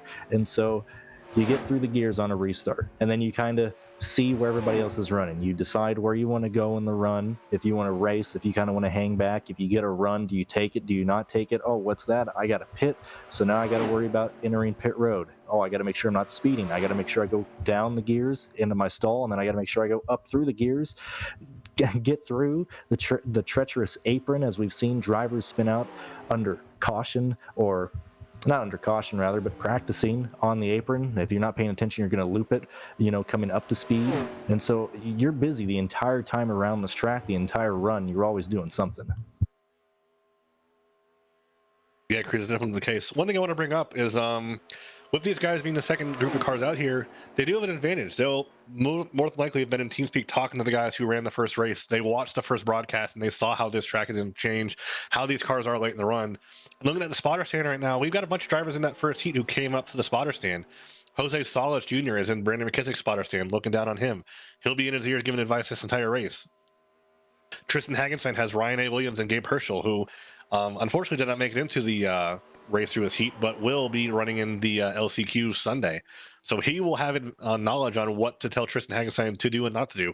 Certainly Gabe will be telling him not to go below the yellow line or the pivot cone entering pit road if there's green flag stops. I mean, for example, you got 3 drivers in iRacing as a spotter for just a no block, which Colin Keister, you know, you were in Heat 1. What are you doing, driver? Come on, you don't got a spot, you got a race. But as you said, a lot of drivers. And on top of that, we do have TeamSpeak available to the drivers. So whether you're from here or not, you can hop into the TeamSpeak server, talk to people, find friends, or find people you want to work with. So a lot of things outside of the racetrack to worry about as well. Do you try and make friends? Do you try and get strategies with other people? Do you just try and get feedback, or did you just watch the heat on the broadcast? A lot of ways to gain experience entering this heat race. Yeah, Cruz, as these guys kind of finish up their runs here, Kevin McAdams has laid down a flyer. That is faster. Him and Colin Bowden both have qualified faster than the pole sitter. These are different conditions, so not apples to apples, but that is a very, very fast time from Kevin McAdams, a 42.888 on the board. As I look at the screen here for the track temps for this session, 90-degree air temp, or 89-degree air temp, track temp 127 degrees Fahrenheit. We saw off the last session that the track started off about 125 degrees in the race, but as the race wore on and the heat bore down on this track in the afternoon sun, the track got up to about 135 to 138 degrees Fahrenheit. Very, very, very hot and slick. You'll very rarely see air temps and track temps this hot in an iRacing official series. Speaking of things outside of the official series, I'm seeing drivers right now in the iRacing chat asking how many sets of tires do we have? I would say that they are unlimited. It just comes down to driver talent and when you take tires once a run goes through. But that's another thing people aren't really used to on the iRacing service. Obviously, this setup we've discussed over the past 2 broadcasts, extremely difficult, but at least you have unlimited sets of tires to work with. Yeah, and speaking of other things that we don't really see in official races, even though it isn't technically in the sporting code, the use of the O line is not in a play. The O line does not exist for us. You can go down there as much as you want. Many drivers don't have never raced in this series that allows the use of the back straightaway apron or front straightaway apron. So very interesting for people to use that. It wasn't used very much in the first heat. I did see Cody Dutton go down there a few times, but overall, other than that, I didn't see it in much use. Yeah, Brandon Hawkins and Cody Dutton about the only drivers who made the yellow line work. And I think that's a bit intimidating, especially if you come from a series that doesn't use it. It almost feels alien to, place your car that close to the apron or that close to the grass and then have to come back up into turn 3. That could be another thing you're kind of not terrified of, but worried about. And that's another thing these drivers have to consider. That is one advantage to the Winstall guys who have been, dealing with this rule for the past 5 to 6 years, where they are comfortable below the yellow line. That is a normal thing for them to be down there, and they know the spatial awareness of having a guy that's outside. They know kind of the rhythm of going down there and what time they need to come back up on the track to make it into turn 3, and really not cause any issue and give themselves a good line in. So guys like Philip Snipes, Brandon McKissick, and Ali Osman are going to be an advantage here. Yeah, I expect a lot of the Winstall guys to get together. As we saw in the last race, we had Dylan Roberts, Jose Salas Jr., a couple other guys. I think Ken Hoff was with that group as well for a period of time. Like I said, Winstall regulars, guys that we've raced against for years and years. A couple of the Winstall guys in here you see are Brandon McKissick, Philip Snipe, Ali Osman, Hayden Rapis, too.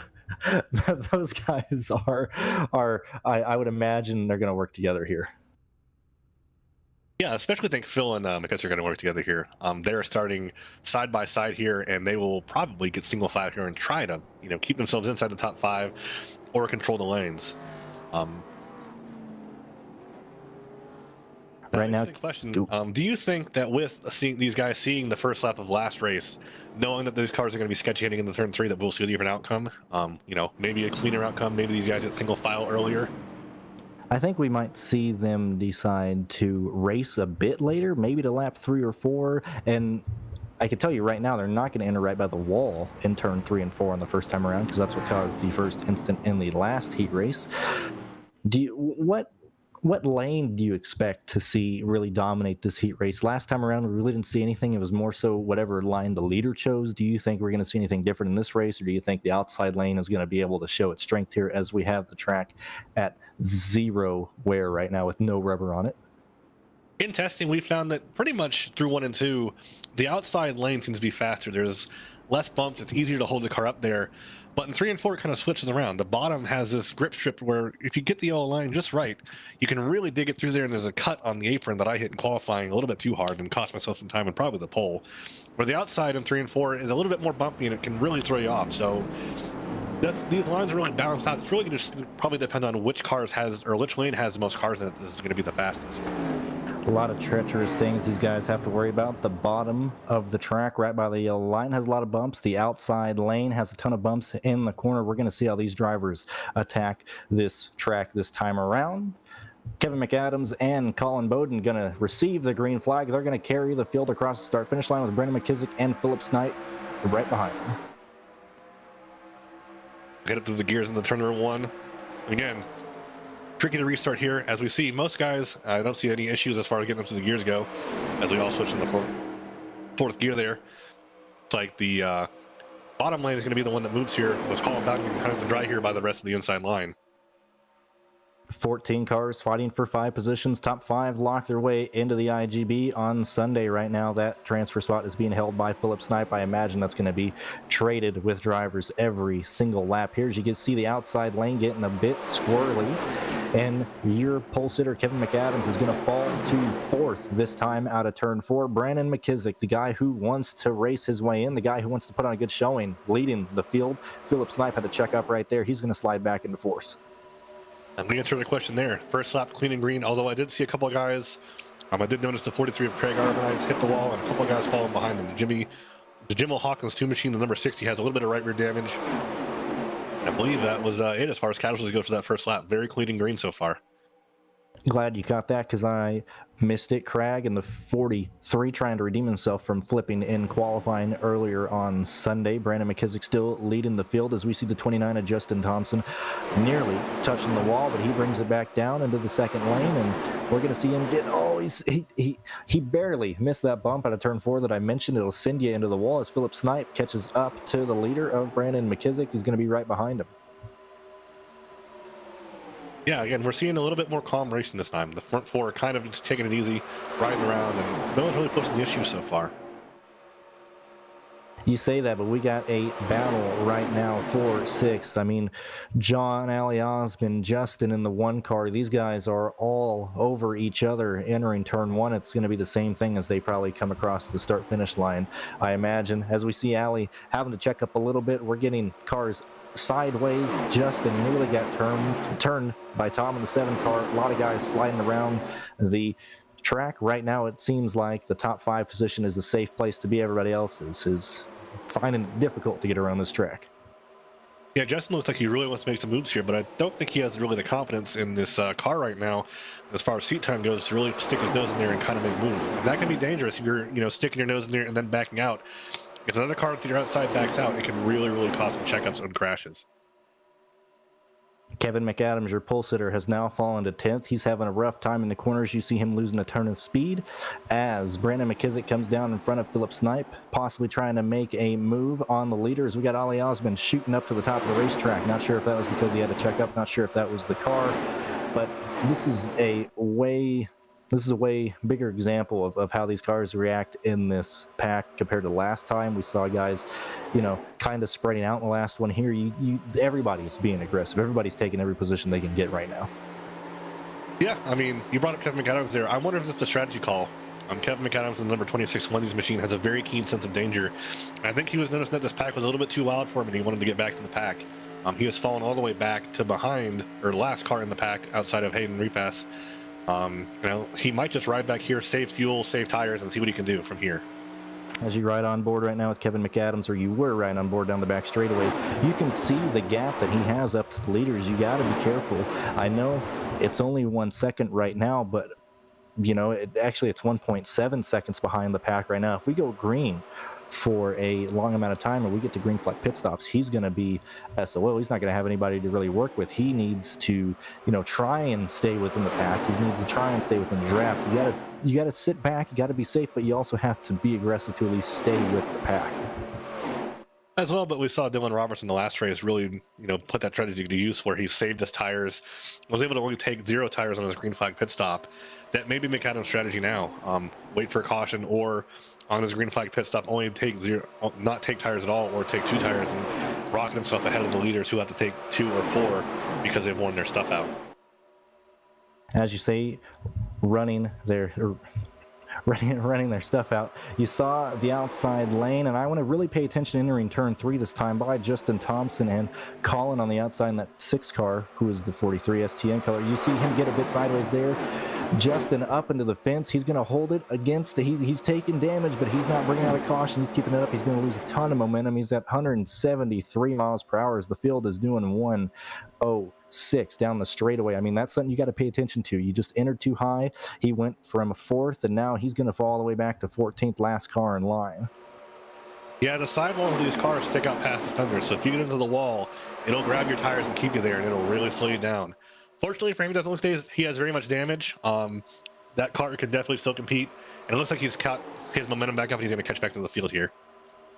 We'll have to see how aggressive Justin is. As you said, he caught back up to the field. We'll have to see if he can use that draft to possibly get back up, as we saw Cody Dutton do that in the last heat. Right now, Colin on the outside, McKissick on the inside. This is your battle for the lead. Your top 5 positions under a blanket right now. Ali Osman in the transfer spot as we go 3 wide for the lead. Philip Snipe on the inside. Brandon McKissick in 24 on the middle as both lanes converge into turns 3. Yeah, McKissick got shuffled out of the pack there through the center there, and in a lot of cars the middle is a sucker hole, but you do not want to be stuck in the middle in the corners with these cars. It is very hard to drive, and it gets very, very hard to hold your line. As we see him get into the back of Ali Osman there and get him sideways through the tri-oval. Now, you say that you don't want to get put 3 wide. It's bad to do it in the entry of the corner, but we typically see the only places we got a car nearly sideways on your screen right there. That was just in the one car. I was saying that you don't want to be 3 wide entering a corner, and yet pretty much the only time we ever see that is down the back straightaway into turn 3, which is probably the most difficult corner on this track. Yeah, it just kind of happens to be that way. It kind of fans out off of 2 there, to where the guys on the outside will get a big run off of turn 2, and they'll kind of need to have a place to go if there's 2 guys ahead of them side by side. And you would think that, you know, we would clear them with the big run, but with the side draft that kind of stalls your run out, and you get stuck 3 wide, playing a game of chicken to see who's going to lift out in the 3 and 4. And if nobody lifts out in the 3 and 4, if you stay 3 wide, you're going to kill your speed. You're going to drop down to probably about 185 to 190 miles an hour. And the guys behind you are going to be flying up to your bumper, and the guys ahead of you are going to be scooting off away from you. It's a very, very scary feeling to be stuck 3 wide entering turns 3 and 4. It's a scary feeling to be stuck 3 wide. It's a scary feeling to be sideways out of turn 4, as we saw Kevin McAdams on your screen right there battling with a loose condition. Right now, Philip Snipe carrying the lead, carrying the field into turns 3 and 4. We're going to be taking lap 11 right here, nearly, or pretty much a fourth of the way through this heat race, as the last heat race had 2 cautions by this point. Do you think we're going to go green to the end? Do you think these guys are already thinking about pit road strategy, or what do you think they're dealing with right now? Knowing the caliber of these guys, they've been thinking about pit strategy since they rolled off the grid here. It looks like it's going to be a little bit of a cleaner race. These guys seem to be a little bit more confident with their cars. You know, they're just getting strung out here now, single file. The tires are going to get worn off. So I think, you know, the big crazy moves are going to start slowing down a little bit. You're going to see guys try to ride around a little bit, organize themselves a pit stops, go box to box and see who's pitting when to get buddies to go to pit road with. One thing I want to look at, though, we mentioned Kevin McAdams earlier, and him playing a dangerous game at the back of the pack, he could lose a draft. He is pretty far off the back of this pack. It looks like he's been kept in a little bit this lap, but he has got a very big gap to the guys ahead of him, and he is playing a very dangerous game right now. You said it's going to be clean. I think the race is going to be clean, especially for the lead. I think Philip is going to lead a vast majority of this race, but I think it's going to be a dogfight for the 5th position, as that's pretty much been the one place where you see guys continue to fight 3 wide, 2 wide, possibly going underneath the yellow. I mean, 5th place here is going to be a wild, it's going to be a madhouse right now. Yeah, right now the number 1 car. Oh, as we get the several cars sideways into the corner. Justin Knobloch gets very sideways, saves the car. The number 43 or 6 car of just Colin Bowden also got sideways and normally brushed the fence there. A wild 3 and 4 there for a lot of guys. And that just shows the accordion effect that we have on this track, even with just, you know, 3 or 2 cars within the vicinity of each other. Colin Bowden got sideways. He had to let off the gas. The guy behind him, Ali Osman, had to check up. He slightly got in the wall. I mean, and in the big field like on Sunday, if that happens up in the front, it's just going to accordion back through the field. Yes, I'm sorry to almost interrupt you there in 1 and 2 crews. I don't know if you saw it there, but the number 1 car, Justin Knobloch, got very loose again in the entry 1 and 2 there. His right rear is suffering. He is sliding this car around, and it's going to be very hard for him to get back to the front here at that right rear in the damaged state that it's in. Justin wheeling the car around as we enter lap 14 in this race. As I said before, we can go anywhere from, you know, 17 to possibly 20 laps, 21 laps, depending on where you are in the pack. Right now, we're 14 laps into it. You can really see how different this car is handling from where we started on lap 1 to right now on lap 14. These guys are pretty much single file. The only battle right now, and it's not even a battle really, but the only movement right now is McKissick and Snipes 1 and 2, and I think they're just kind of give each other room. I think McKissick's just trying to stay out of the air right behind Phillip in the corners. As I say that, he's literally right in his tire tracks, but you know what I mean. And we do have Tristan Haggison and Justin Thompson battling for the 6th spot there. As Tristan Haggison gets very, very loose as he touches the apron there and almost slides up right in front of Justin Thompson off of turn number 4. Justin Thompson, it took him a while, but he is back up in contention as something happened to Phillip. I missed it. I was looking at Justin. Phillip is now, I think he may have gotten the wall or got sideways, but he is now falling back in the field all the way to 6th, 7th position right now. We're going to have to see him do exactly what Justin did and drive his way back up into the front. Yeah, I missed what happened to Phillip there too. I mean, he may be deciding that it's getting a little bit too crazy. He wants to come back to the back and save a little bit of fuel. I don't see any damage on the car. Maybe he just made a slight mistake, or this is intentional. Not to see. I don't know. Maybe he's doing it for a pit strategy, knowing that he has to come through. Maybe he doesn't want to be the first one into pit road. We'll just have to see as we get a two-car tandem on the outside. Justin pushing Colin Bowden in that 43 car. It's something you can do. There is an art. You can do a two-car tandem, but hitting someone like that, especially entering a corner, I mean, that is dangerous. As you see Colin having to wheel that thing, he moved up 2.5 lanes, nearly got on the fence, as we have 6 cars fighting for the lead right now. Yeah, I mean, this is field being moved, shuffled back really has energized this field again. One thing I didn't bring up was strategy. The front car will be using more fuel than the guys in the draft. Phil may have decided that he was burning up too much fuel. They were leading the pack around and decided to drop back and save some more fuel. He looks like he has plenty of speed and plenty of momentum, so that may be his strategy. Yeah, knowing Phil, that has to be what he did. He knew something was going on. Maybe he knew that they were going to racing like this. If you look at your leaders right now, everybody leading up right now, Justin in the outside lane, Justin Thompson, no, the two Justins rather on the outside lane. You got Colin Bowden in the 43 car, technically the 6 car leading right now. These were guys that you saw sideways. These were guys that you saw having a lot of trouble early in the run. Now they're in the front. Maybe they're just saying, screw it, we got to pit pretty soon. I think a lot of guys are starting to get ready to pit here as a lot of the field is going into the inside lane. Yeah, we had a pretty big check up there in entering 3 and 4 on the bottom there. I think this inside line might be starting to pit here as we get to about lap 18. Nope, looks like they're going to pass pit road here, but with us getting to lap 18, lap 19 now, I expect pit strategies to be starting now. Yeah, as we get Kevin McAdams sideways again, he had, I think this is more of a strategy play for McAdams. I mean, the field is pretty much all together once again. I mean, we had guys all the way back at 2 seconds back 7 laps ago. Now the whole entire field is 1.2 seconds together as we get cars sideways on the back. Ali Osman underneath the yellow line, just no block, getting a bit sideways from Justin Thompson pushed him. We might have pit stops coming out of turn 4 this time by. This is getting wild and intense. Yeah, it looks like these guys are about to come to pit road here, and if they're going to come to pit road like this, it's probably going to be a challenge, but they pass by one more time. However, it looks like, from what I'm seeing in the drivers chat on the radios here, that they're going to be pitting this time by the majority of the field. I swear to you, I know the fuel limits here. These guys are just pushing it, maybe swapping position so much, gained them another lap of fuel, but race control just went over and be like, hey guys, give each other room. Let's not wreck here. We're all together. It's going to be intense. Everybody's probably going to pit all together. Right now, it's just Justin Thompson by himself. He gained a lot of ground, as these guys might actually have an advantage. Christian Hagetson and Justin Thompson as they enter turns 3 and 4 by themselves. Everybody else kind of slowing down. Yeah, again, it looks like they might try to push it one more lap here. Justin Knobloch is coming to pit road this time.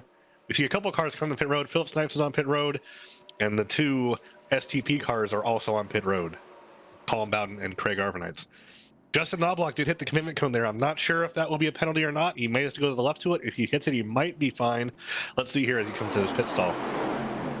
We'll have to see Justin Thompson, your leader last time by, now into pit lane, as we're following some of the guys in pit lane as we're back up and watching the rest of the guys. Tristan Hagenson leading the field on the track right now. I imagine they are dangerously low on fuel.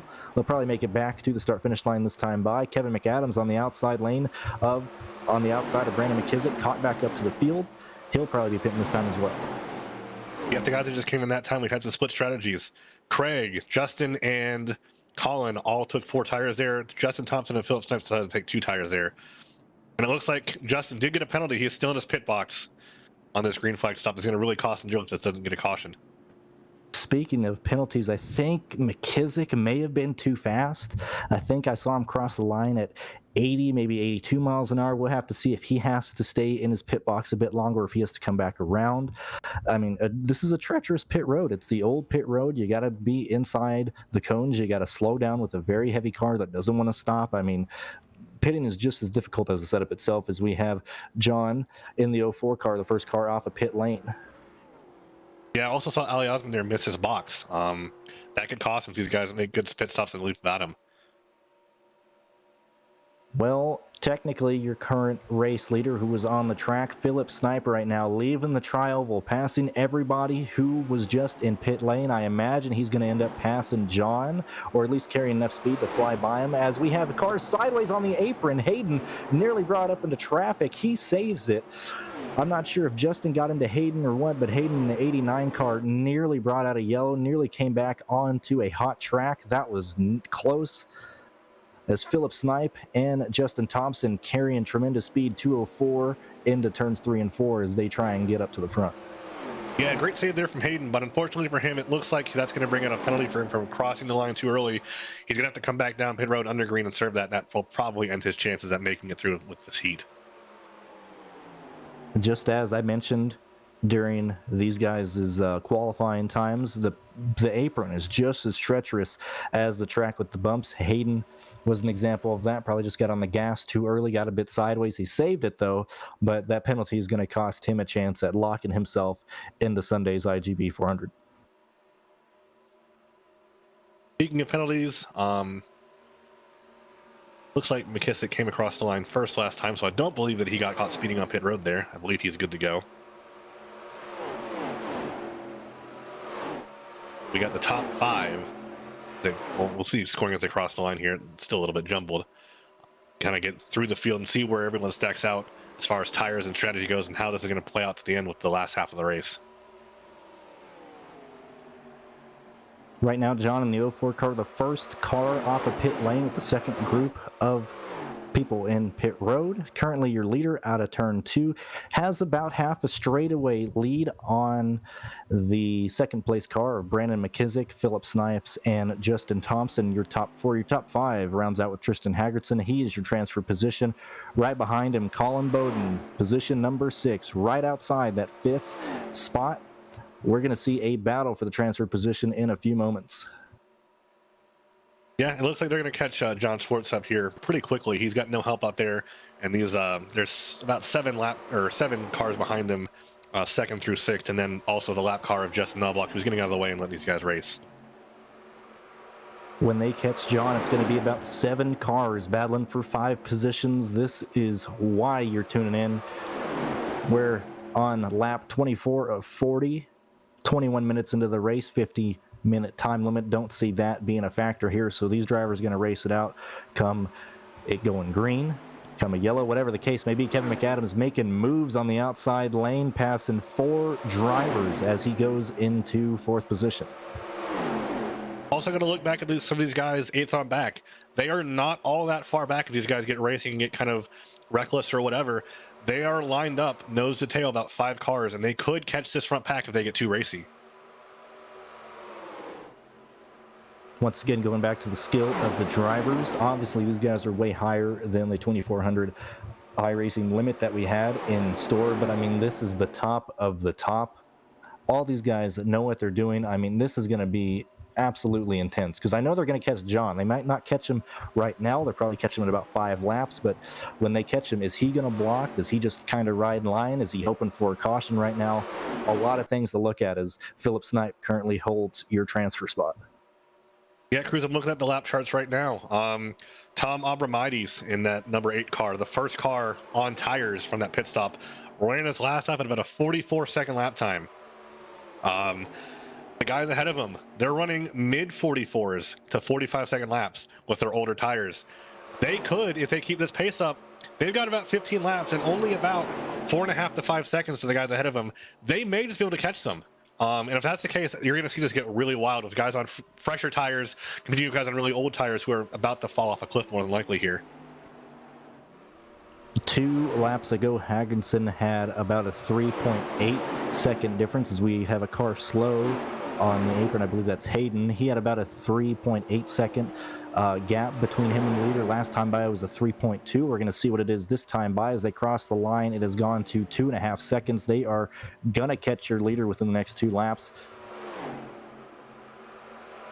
Interestingly enough, these guys aren't putting much ground onto the leaders. I expected the leader to be caught here about 4 or 5 laps ago, but with these guys on really old tires, they're struggling even with the draft to catch anybody.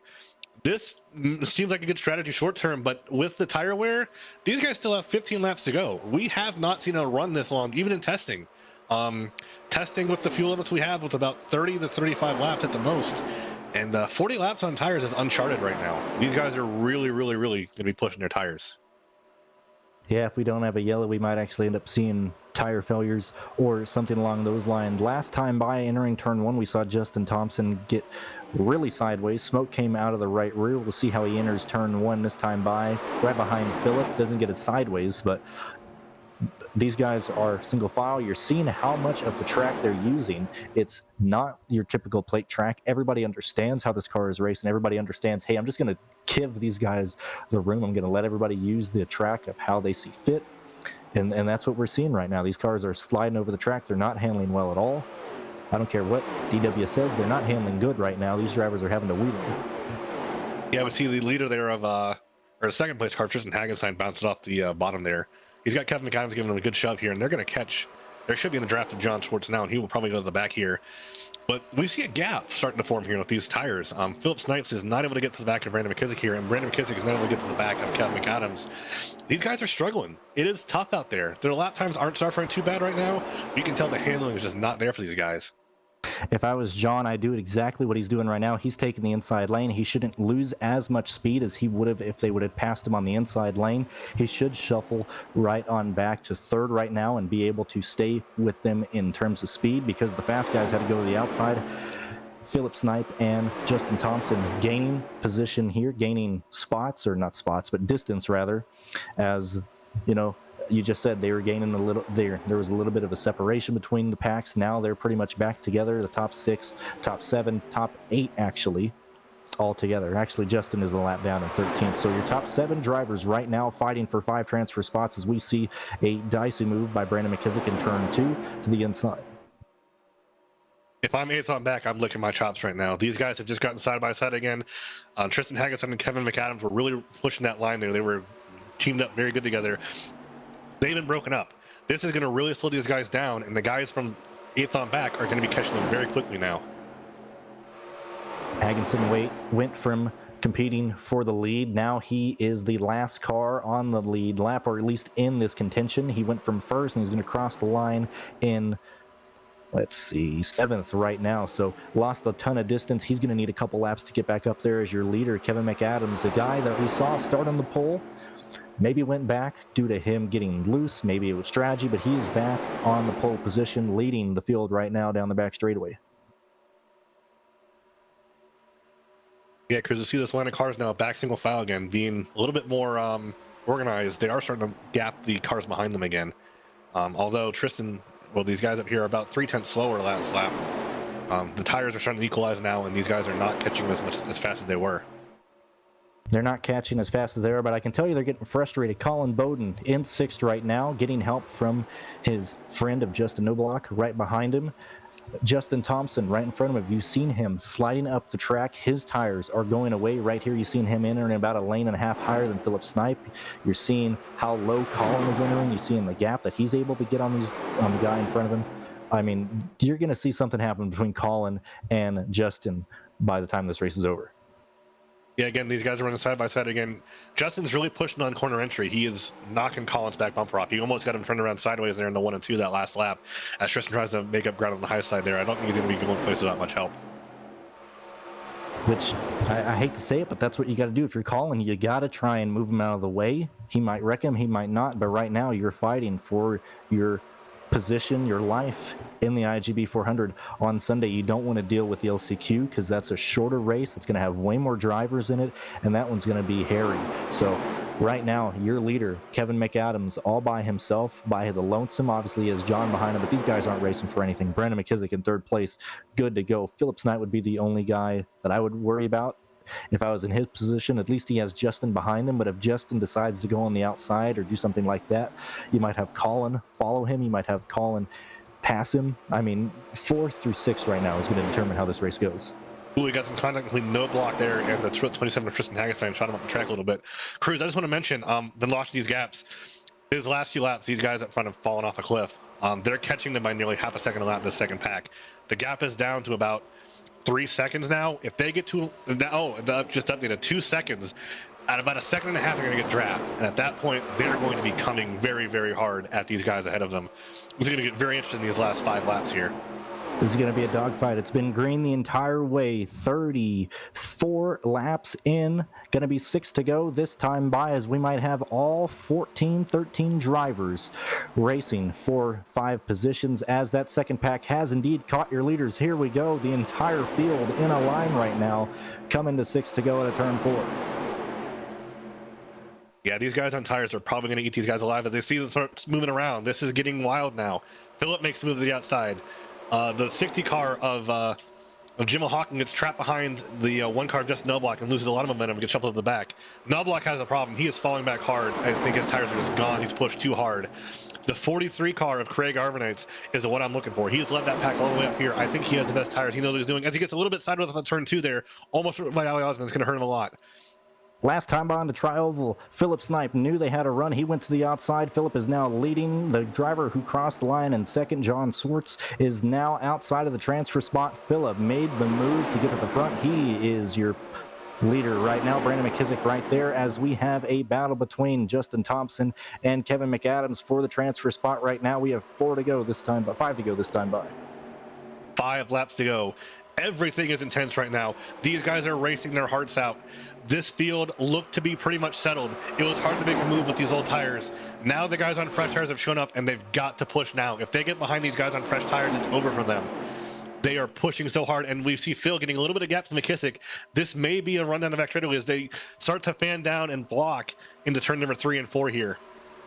7 cars fighting for 5 positions. Another driver in here that we haven't mentioned a whole lot, Ali Osmond, as we have a car into the outside lane. Justin Thompson, that might end his run. He keeps trucking. Oh, we got another car in the wall. We got John. Oh, he's sideways. Caution's going to come out. Caution is going to fly. We're going to probably have a green-white checker to decide this, and I know that is not what that's not what Philip wanted to see. That's not what Haggardson wanted to see. That is not what McKissick wanted to see. They were in about as safe as an area as possible, but 37 laps, green, old tires. What do you do here? Do you stay out as we're going to get a replay on the screen? Do you stay out? Do you hold your position? What do you do here, Hal? This is going to get very interesting. If you go in for fresh tires, you're going to have a lot of grip. You're going to be a lot faster than these guys ahead of you. However, you're going to have to get through these guys ahead of you. That's going to really, really make or break it. We'll see how coming off the turn 4 here, he barely gets safe from barrier as it kind of comes back in and doing the right thing for the guys. He keeps it in the wall, but unfortunately it kind of spins him around there and brings it the yellow. As Justin Thompson gets very sideways there, avoiding him. Great job out of these guys to keep it off of each other. Clean and green for 35 laps.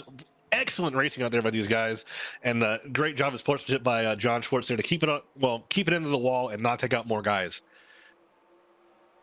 I mean, this was a wild display of talent. I mean, that's just racing hard. John had nothing else he could do there. I mean, he's outside the transfer spot. He's going to get past. He has to try and push it. He just hit those bumps in turn 4. I mean, you saw the other car right behind him have the same issue. I mean, that's just them racing hard, and that's just, I can't blame John for that at all. He's trying to race his way in. That's what this race is coming down to. Let's cut back to live pictures here. It looks like the field is split right about down the center.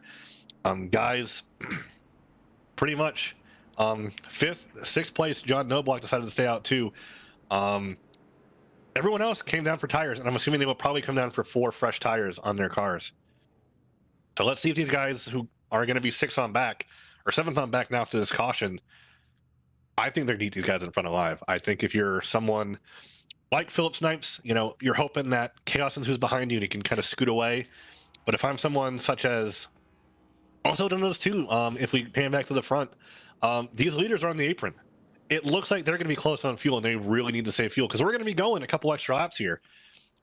Maybe 1, maybe 2 extra laps past the 40 lap mark. If you're a guy like Philip Snipes, do you want to lose this race by running out of fuel come to the line? That would be a terrible way to throw away a lock-in spot to the IGB 400.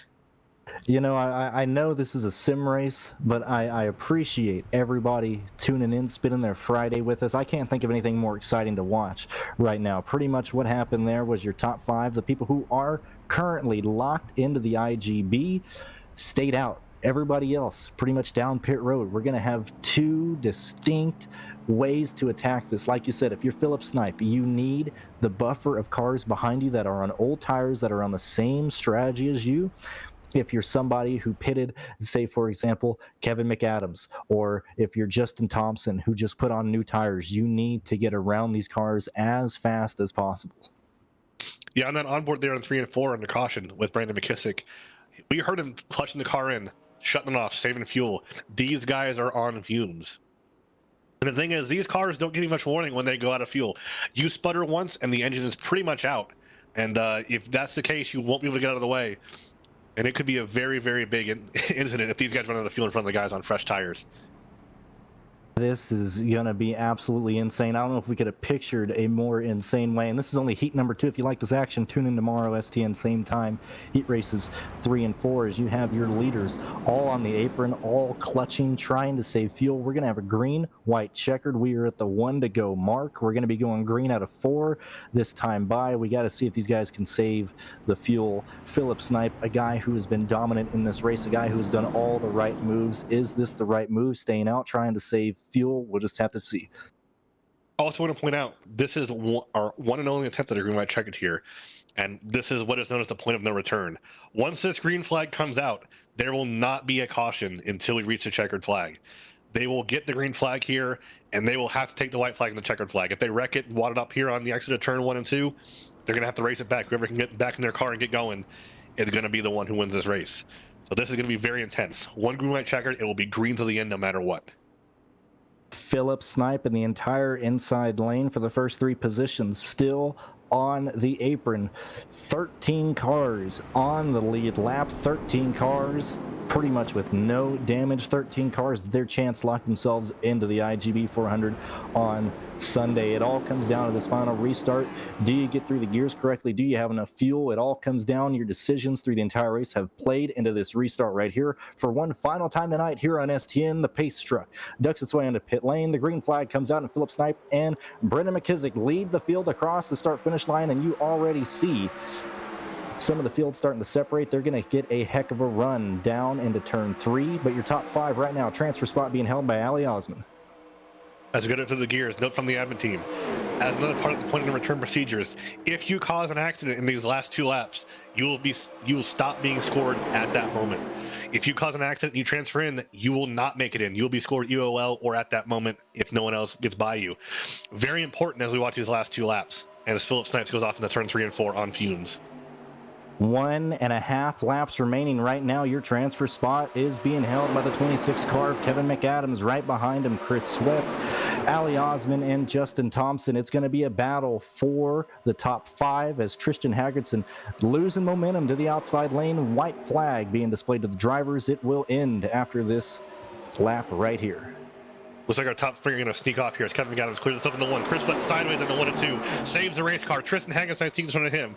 Chris Wetz and Tristan Hagerson are going to determine this race. He blocks down to the inside to block the run from Ali Osman. The 43 of Craig Ivanites looks into the middle, stays there behind Ali Osman as they head off in the turn 3 and 4 for the final time. Your top 3 safe. All they got to do is be good on fuel. Right now, the transfer spot. Ali Osman throwing it to the outside lane, trying to get around Hagenson in the 27. It's going to be a battle for the transfer spot. Ali Osman to the outside. He might have the momentum as they wreck behind him. It's going to come down to the tri-oval. Tristan Hagenson maintaining the 5th position. He locks himself into the IGB 400 on Sunday as they wreck across the line later in the field. But your finishing positions, Philip Snipe maintaining enough fuel to win his duel. Colin Bowden finishing 2nd. Brendan McKissick finishing 3rd. Kevin McAdams 4th. And your last transfer driver out of heat number 2, Tristan Hagenson, finishes 5th. Cruz, what a race. That was incredible. If that's what we're going to see come Sunday and tomorrow night and Sunday evening with the last chance qualifier, I can't wait to see it. What an intense show by these guys for the past 42 laps. Kudos to every driver on the track right there. That was an excellent. What a race. What decisions. Maybe those tires were the bad call. I know some of the guys made up positions, but I mean, the top 4 drivers really didn't change from that. As you see Philip Snipe, burning down the house at the start finish line. I mean, he locks himself into the race. I told you earlier that he only completed 1 lap. I can't imagine a better heat race, a better thing to be broadcasted. I mean, that was insane. I mean, let's look at this replay coming down to the finish. Obviously, you see some cars spinning into the pit lane. We actually had a blowover. I was unaware of that. I was focusing on the transfer position upside, 2 cars upside down. I mean, they need to put roof flaps on these things or something. But I mean, absolutely wild. Absolutely wild. Yeah, I think Alec would have had a chance there, but Chris got turned sideways there. He tangled the 43 car, and he could have probably given a push to Ali there and got him around Tristan, but Tristan just hung on with all he was worth there. He bounced it off the airplane on the exit of 3 and 4 there and really, really held off Ali there. Excellent job to all the guys who've advanced from this. I mean, what a race. We got to see if we can try and get our race winner, Philip Snipe, in here, because he was all over the field through this entire race. He started 4th, finished 1st.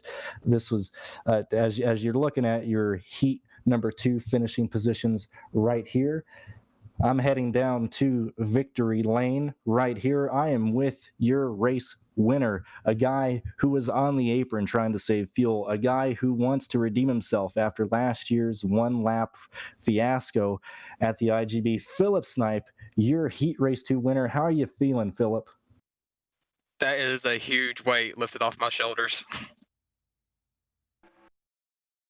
You put on a show. You were everywhere in this field. You led a huge portion of it. You played it smart at the beginning. You played it amazing on pit road. How are you feeling on when that last caution came out?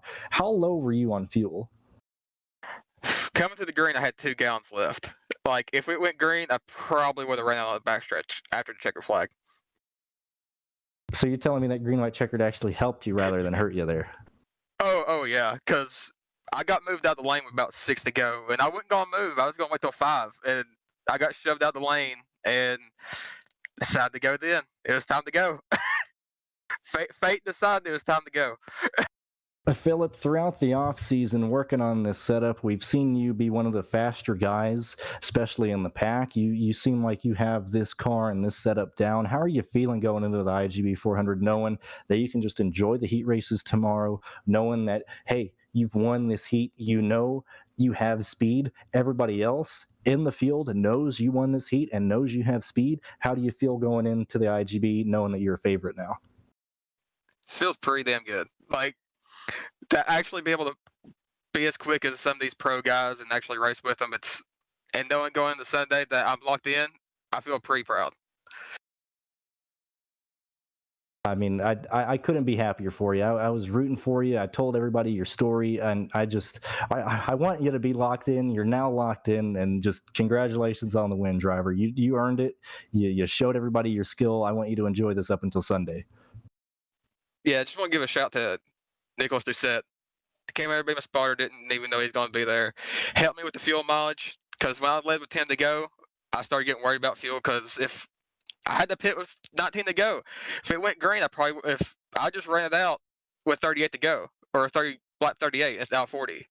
If it went for him, pulling me out of the pack, let me go back to save fuel, I wouldn't have been able to get back up there. One last question, then I'll let you go and celebrate with your team and Nicholas over there. How did you feel coming out of turn 4 and knowing that you had it in the bag? I knew me and Colin were going to race. It was going to be close, but I was just proud, like, so excited that I'm in the top 5 at least. All right, well, that is your Heat Race 2 winner, Philip Snipe, and his number 51 machine. I'm going to send it on over to Brandon Howe. He has Justin Thompson to talk about his run of finishing 7th and going to the LCQ. Well, Justin, you put on a great show today. Unfortunately for you, you finished 7th. How was the car out there, man? Once you got up to the top side, it was that's pretty tight, trying to run out on the outside. But I mean, other than that, car felt good. Car had a lot of speed. It was fun to race. Kind of got screwed on the pit strategy. I mean, I'm coming here with 0 alliances, so I mean, I had to pit when I had to pit. Come out with who I came out with. It appeared that there was 5 of them working together, so I was, screwed to begin with. We noticed early in the race that you kind of bounced off the wall a couple times in 3 and 4. How did that damage affect your car, if at all? It didn't seem to affect it too much. Under that first pit stop, it actually, during the fuel, I was able to get all of it repaired, minus like 2 seconds worth of damage. So, it only gave me 10 seconds damage. It didn't seem to affect it too much. With the experience you have now, heading into the last chance qualifier on Sunday, what do you think your chances are? LCQ is going to be pretty stacked field, so I don't know. Anything could happen. It's Daytona. All right, man. Thanks for showing up tonight. Hate they didn't make it in, but thanks for racing. Yeah, I appreciate y'all putting it on, man. It's been a lot of fun so far. Yes, sir. Thank you.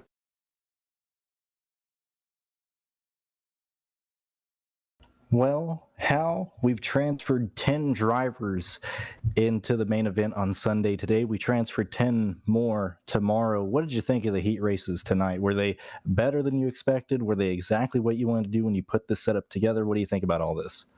Well, I think what we saw tonight was absolutely incredible.